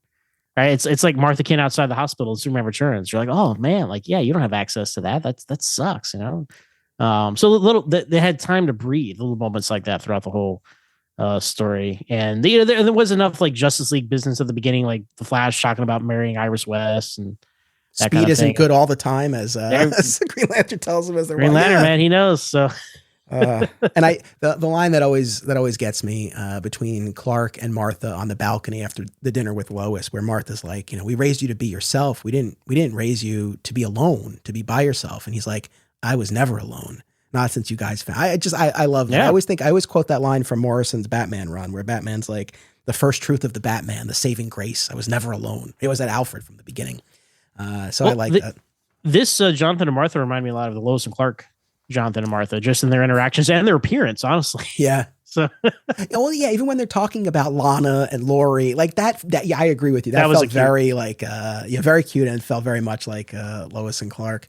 So then we finally get to see, other than the video game, it's like we finally get to see the replacement Superman. We get a full-on Reign of the Superman. Now, we don't get Mongol, we don't get Coast City, we don't get...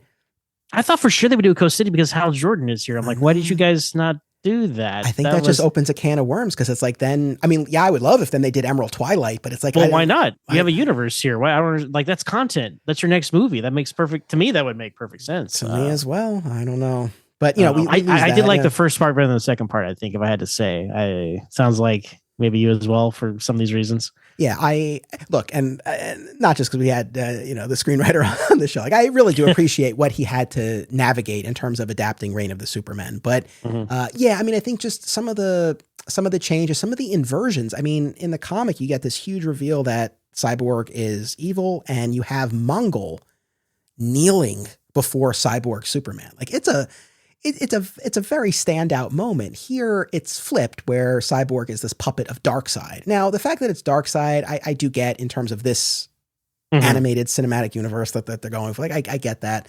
But I don't know. I feel like it took a little something away from, not that I would expect Darkseid to kneel to Cyborg, but I felt like it took a little something away from the Cyborg Superman character. See, I think it makes more sense for him to be a henchman, really, like the Cyborg Superman. And switching out Mongol for Darkseid makes sense because, like, I mean, Darkseid's a bigger bad than Mongol.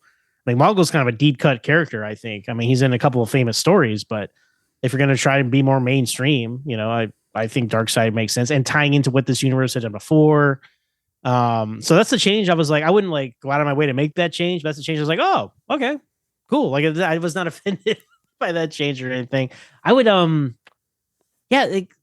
Lex Luthor, though, playing such a big role. Like, he gets his pardon because he put on a battle suit. It's like, okay, that's interesting. He has to talk at the funeral, and that's kind of interesting as well. Like, I don't know. Like, we had that mentioned very briefly earlier. We had that tease of this guy with the long red hair and a beard going to an elevator. Like, oh wait, are they going to do Lex Luthor? The second he pulls it off, it's just a disguise Lex has been using to get out of his house arrest and that sort of thing. So I don't know. Like, it's just.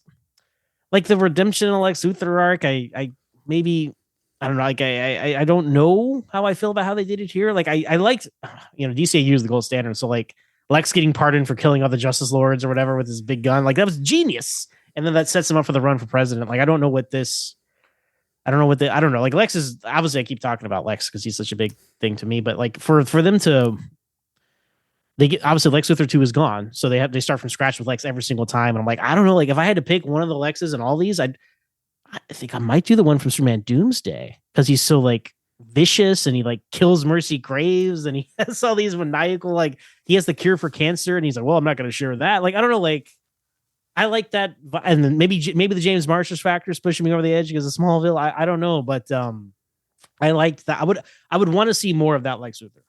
More than any of these other ones we've had in these versions. So I guess is ultimately what I come down on. So even if he's straddling Superman and telling him to call him daddy, you'll have our, that's his thing, I guess. I don't know. Maybe people love to ship Clark and Lex on Smallville. So I would love someone needs to show Rosenbaum that scene. Wow. He would have a reaction.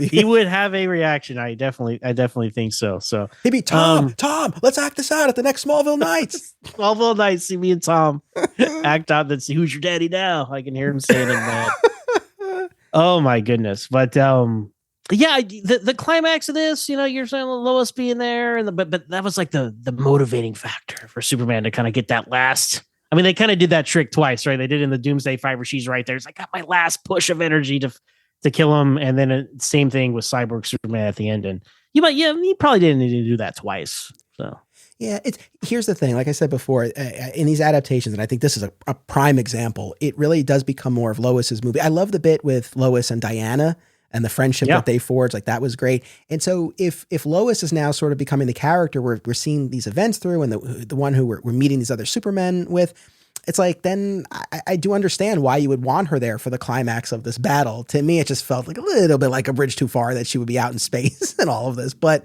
again, I get why, and I think it works. I think it works well enough.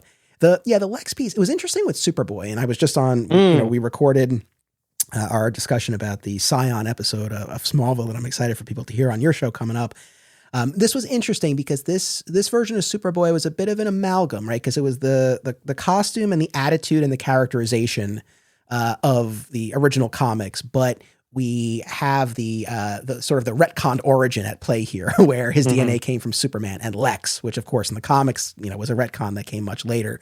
And so you don't even, I did like how they were able to kind of blend everything together here, where you don't have Superboy off with GBS and his manager Rex Leach and all those characters. But you do have this whole corporate angle, and Lex is the one driving that. And LexCorp owns Cadmus. So you still have the Cadmus and the Dabney Donovan connection. So this was especially with Superboy, I think they were really able to kind of pull a lot in and put a pretty complete picture together. I think they did the best job with Superboy, and I admire them.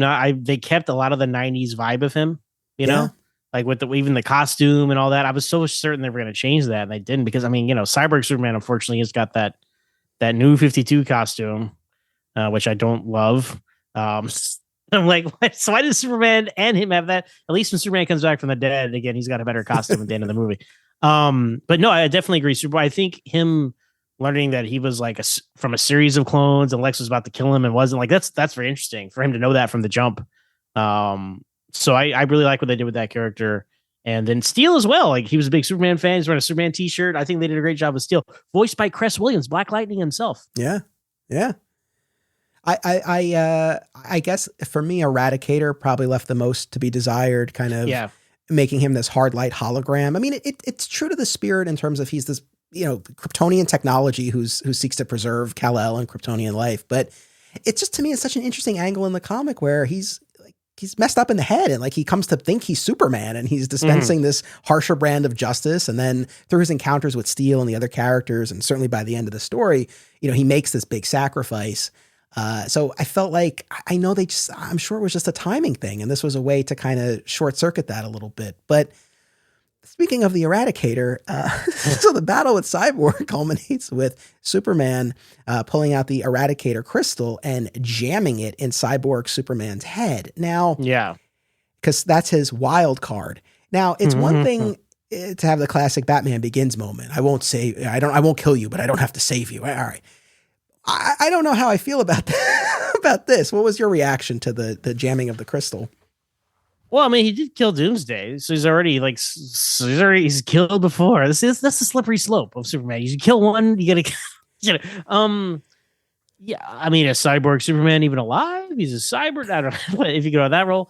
I don't know. Like, I think I didn't really give it much thought of like the no kill role in this situation, honestly, because there's been so much death and resurrection, and what is even alive anymore here. I did find it a little Deus Ex Machina, right? I mean, that's kind of the main thing with like the crystal, because they established before, like, oh, watch out, this Kryptonian technology. We don't know how it works. It does some crazy stuff. I was just a little confused. Can you explain to me what happened? Because like, Hank Henshaw sees himself at the grave of his wife, and then Eradicator pops out and I guess kills him again, like in the afterlife or something. What is that? What occurred? I don't know. Maybe it's open to interpretation. I didn't think about Superman killing him. I just thought I was more confused about what his ultimate fate was in that scenario. So I guess I don't know. There is something about that final encounter that does bug me a little bit. I don't know that it's so much that he quote unquote killed. I think it's the way Superman phrases it. Maybe I'm reading too much into it, but I just feel like he presents it as like, I'm not doing this. Like, Eradicator is going to take care of you. It's like, yeah, but you're jamming this thing in this guy's head. I see. I think that's what it is. If he was like, you've killed millions, or, well, not millions in this case. And here it's the whole bit with the Cyber Corps, and he's turning citizens of Metropolis into these soldiers who do ultimately die, and they stay dead, which I was like, all right, you didn't pull your punches here, which I appreciate. I was waiting for him because for those who haven't seen it, right, Cyber Superman, he turns a lot of people into like these Tron looking, or new 52 Superboy looking costumes of cyborgs. And they do his bidding. They lose their personality, and you kind of know a couple characters. You see a couple characters like leave their family to go join this, and it's kind of heartbreaking in a couple scenes, honestly. And then Cyber Superman's defeated, and they're all dead, or they're all they all fall to the ground and laying there. And then all the cyborg stuff goes away. I was just waiting for them to go, oh my goodness, thank God! I was like, if this was Kids WB, they would be fine, but no, this is a directed DVD film. I respected the fact that there were some consequences to these actions instead of everybody just being okay because we destroyed the droid control ship situation, right? Yeah, no, that I really appreciate it. I mean, Look, I know, I guess maybe I've highlighted some of the things that kind of irked me a little bit, but overall, I was very happy to see these 4 replacement Supermen on the screen. And I think more than not, I think the movie, stuck the landing with the characters, especially given, even though it was a 2-part adaptation, still, like, Reign is still a lot to do in 85 minutes. So now the last thing we haven't hit on yet is just going back to Doomsday. Doomsday in this 2-parter is a weapon of Darkseid. Yeah, I didn't love that. Right. I was just like, okay, we make him like, we talked about the Krypton TV show on this podcast a while back. Like that origin, a Kryptonian origin for Doomsday, checks out. That's obviously what it ultimately was in the comic books, and they revealed is the secret origin of Doomsday. So I'm cool with that kind of origin, but like, and to have him kind of end up around here for various reasons, fine. But like to have Darkseid, like, I made this weapon and sent him to Earth. I'm like, I actually don't mind the shorthand of them having Doomsday come in an asteroid and hit the Excalibur space shuttle. Yeah, I was oh, that's smart, kind of, because if Doomsday does come from, which sometimes I'm okay with. Ultimately, he did come from space, so he's got to come from space sometime. So it's fine. But we did miss the clang, clang, clang, clang, boom, boom, boom, boom. Where was that in any of these? Yeah. Right? Like that's something that's missing there. We don't get them because he's always falling from space in a spaceship. But no, that is one thing. Although I didn't mind the Darkseid switch, I did think like, oh, so Darkseid has like a Doomsday just sitting there. He shoots at planets or something. I didn't like that. Yeah. I guess whether it's Darkseid or Brainiac or Lex, I think when Doomsday becomes a tool of any of these other villains, then it just becomes a plot of one of those villains. Like I just want Doomsday to be his own thing. Well, do you count BVS like that? Yeah, I mean, I do. Yeah.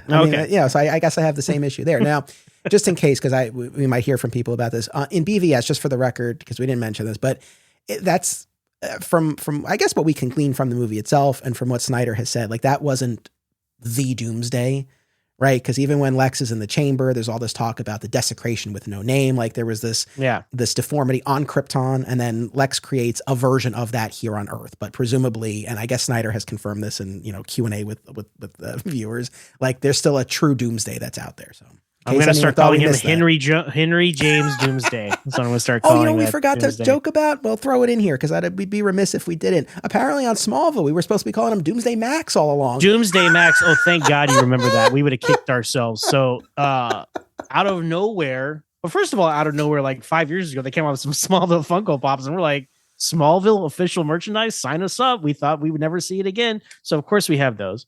And then as of this recording, just a couple months ago, they announced Wave 2, and of all your favorite characters, you have Supergirl, you have Clark Kent in his motorcycle jacket, and then you have Doomsday Max, and we're all like, "What?" I'm gonna call him that for the rest of my life now. So thank you for reminding me. It's incredible. Nobody knows where that came from. Well, they could have done like a 2-pack with like Davis Bloom and Doomsday. That would have been cool. But you know what? But the Doomsday, look, we'll joke about the name forever, but that's a damn good looking Funko Pop, and he looks fantastic, which just goes to show you how good the Smallville Doomsday looked. I never got the BVS Doomsday Pop. I did buy the Injustice Doomsday Pop. It's okay. It's not as good as the Smallville one. So there you go. I'm happy to add that Doomsday Max to my collection here. Last, not least, I don't know. Ooh. Is Superman and Lois, the end of season 3, and then even more so the 4th and final season. Now, one of our last episodes of 2024, we talked about this. I complained about a lot. I guess I don't really have much new to say. So mostly I want to just kind of toss this to you. And of course, I know you've talked about this on your show, Always Hold On to Superman and Lois. But I guess how do you feel about how the show adapted the death and return of Superman? Anthony, was the first episode of season 2. Superman and Lois, and the episode ends, and you feel tremors in the town of Smallville, and you see this cave, and you see this glove come out of it. I'm like, oh my God, they're gonna do the death and return of Superman. This is the best show of all time. I can't wait. And then 3 episodes later, we see this giant come out of this cave in a containment suit, and he's fighting Superman. I said, "Oh my god, I can't believe it. We are living in the best timeline." And then it's Bizarro. I'm like, "Oh, well, that was disappointing. Like, why would you do that? Why would you do that?" I'm like, "What? You already bait and switched Morgan Edge as Talro, who ended up being a character I really liked, especially in the second season. So no complaints there in the long run. And ultimately, you know what they did with Bizarro was pretty fun. But I'm like, why would you do that? Everybody who knows Superman, that is an iconic image and a thing, and you did the whole setup. And what was so frustrating about it was we talking about these supporting cast characters. You had the Eradicator, who was Talro, who called himself the Eradicator in the first season. You had Steel, a main character on your show. You had two Superboys, one with powers at the time, so choose one of them. And then if you kill Superman, you have just Tyler Hoechlin can be Cyborg Superman. Although the military guy who took over for Sam Lane, yeah, what was his name? Mitch Anderson. Well, Mitch Anderson from the original comic, who once we get past that BBC drama, he's gone from all of these adaptations. Right. Like, or is he even? I think he is in that one. But then after that, he's another one who just falls by the wayside. I was so convinced that they were going to make him Cyborg Superman, because he had a whole thing about like, I've studied your entire career and I know all your missions. I'm like, oh, he's going to come back and he's only going to know the Superman's. Anyway, it was a slam dunk, and they just didn't do it for some reason. And I'm like, oh, well, that's okay. Well, Doomsday, but I liked the first 3 seasons were great, and the 4th season was good overall for Superman and Lois. So no shade to the overall show, but that was honestly my biggest frustration point with the show, was that bait and switch of Doomsday to Bizarro. But then at the end of season 3, they turned Bizarro into Doomsday. I'm like, you know what? I guess that kind of makes it better, right? Did you feel the same way? I mean, when we came on and we did our season 3 episode, I was like, pull the clip. I was like, this is redemption for Smallville season 8. Mm-hmm. I was like, I finally got the Doomsday battle I always want. I mean, I couldn't have been more excited. I shared your frustration with season 2, and it's one of those things where it's like, yeah, guys, I know the bait and switch is your thing, but it's like, if you're going to do it, it's got to be for something better. Come on. Like that one really kind of got on my nerves. But yeah, to have that surprise at the end of season 3, I couldn't have been happier. I thought the battle was very effective. That, you know, the Rocky 3 photo finish on the moon, I was really excited about. And you know what? I'm even going to argue against myself here for a minute, because, you know, I keep talking about how I like Doomsday to just come out of nowhere. You don't know his deal. But if you have another character turn into Doomsday and it's a true surprise, like it was with Bizarro turning into Doomsday, that can be effective. So yeah, through the end of season 3, man, I couldn't have been happier. I mean, visually, still, I was like, like the way the monster looked. Ultimately, I'm like, now, series finale, he looked perfect. Yeah, they killed him one last time, and he looked like that is the most accurate thing I've ever seen. That is fantastic. Why haven't we had that before in live? Krypton did a great Doomsday as well, so shout out to Krypton. So yeah, I think, you know what, to me, it redeemed that bait and switch, because like, oh no, when we see that guy punching out of the cave in a containment suit, that ultimately became Doomsday. Yeah. So I was like, that made me feel okay about it. But then like season 4 starts and Doomsday kills Superman, and then he's just hanging around. He's Lex Luthor's giving him a call when he needs him to do something. He kills Sam Lane. Then Lois looks into his eyes and says, "You know who I am," and he's like, "Okay." And then he flies away for a few episodes. It was just so strange, you know. And then ultimately he does come back at the end and whatever. So.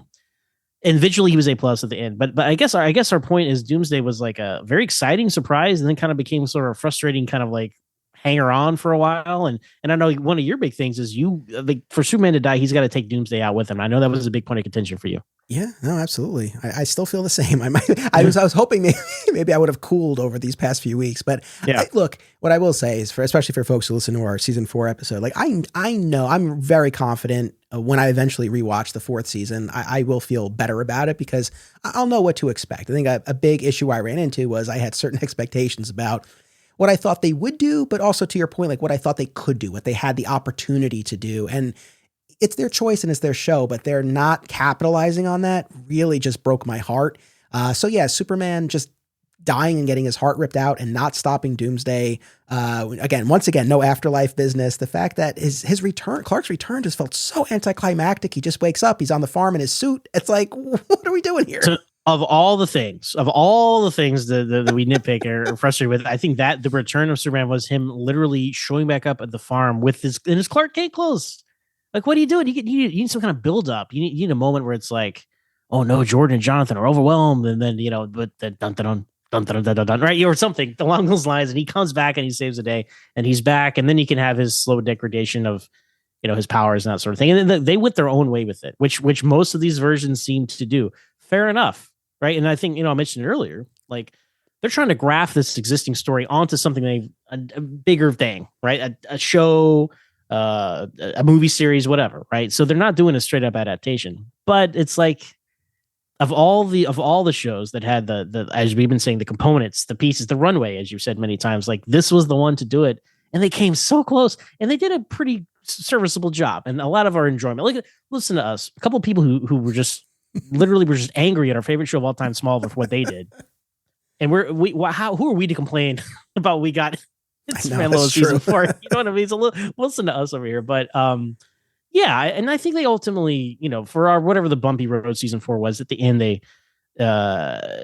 redeemed the Doomsday story. Now, and it's become one of my favorite gifs of all time now, with Doomsday holding his hand up, like, hold up, bro, let him cook. Like, I love that gif. We've sent it to each other many times. I'm going to keep using it indefinitely. It's just a funny image out of context. It's hilarious to me. Just this Doomsday monster holding his hand up in front of the sun. You're like, what is this? I know.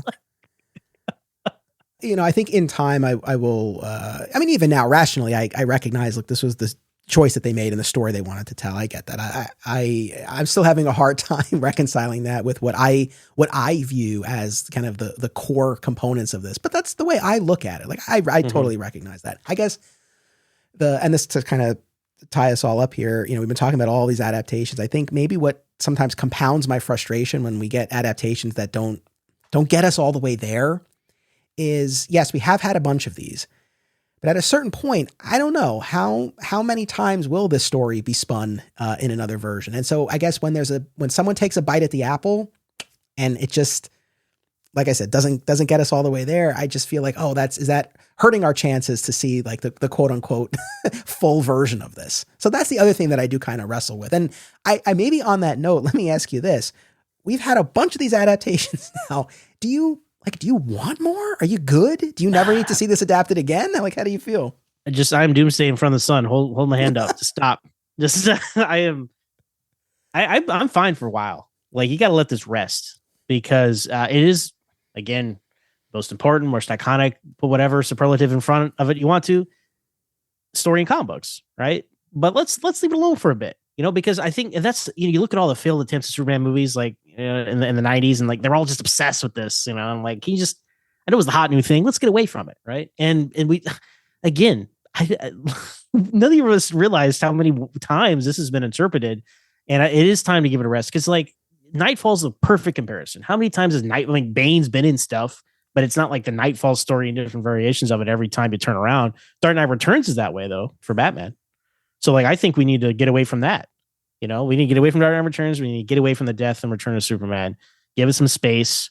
But, how many great comic book, movies or TV shows are direct adaptations, Anthony? Like, I don't know, zero, right? I mean, I can't think of, Marvel does all these, like, Captain America, the Winter Soldier, Captain America, Civil War, and those are a couple of my favorite Marvel movies, but they're nothing like the comic books.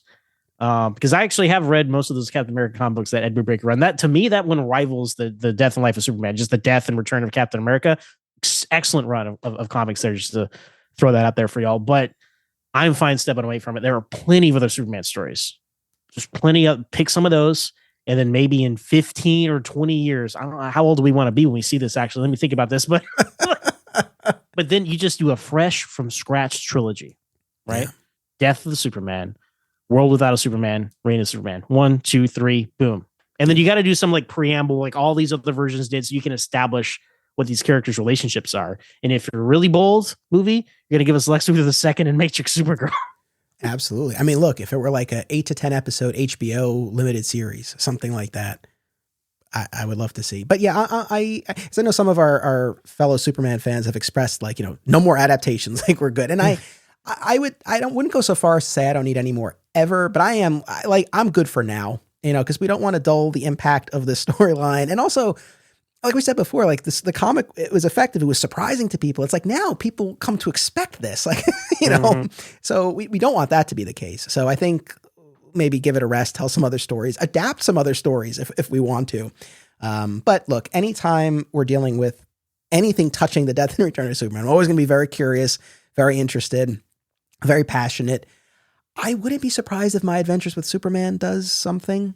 I wouldn't be surprised. I mean, we saw the promo art for season 3. They're bringing in Superboy.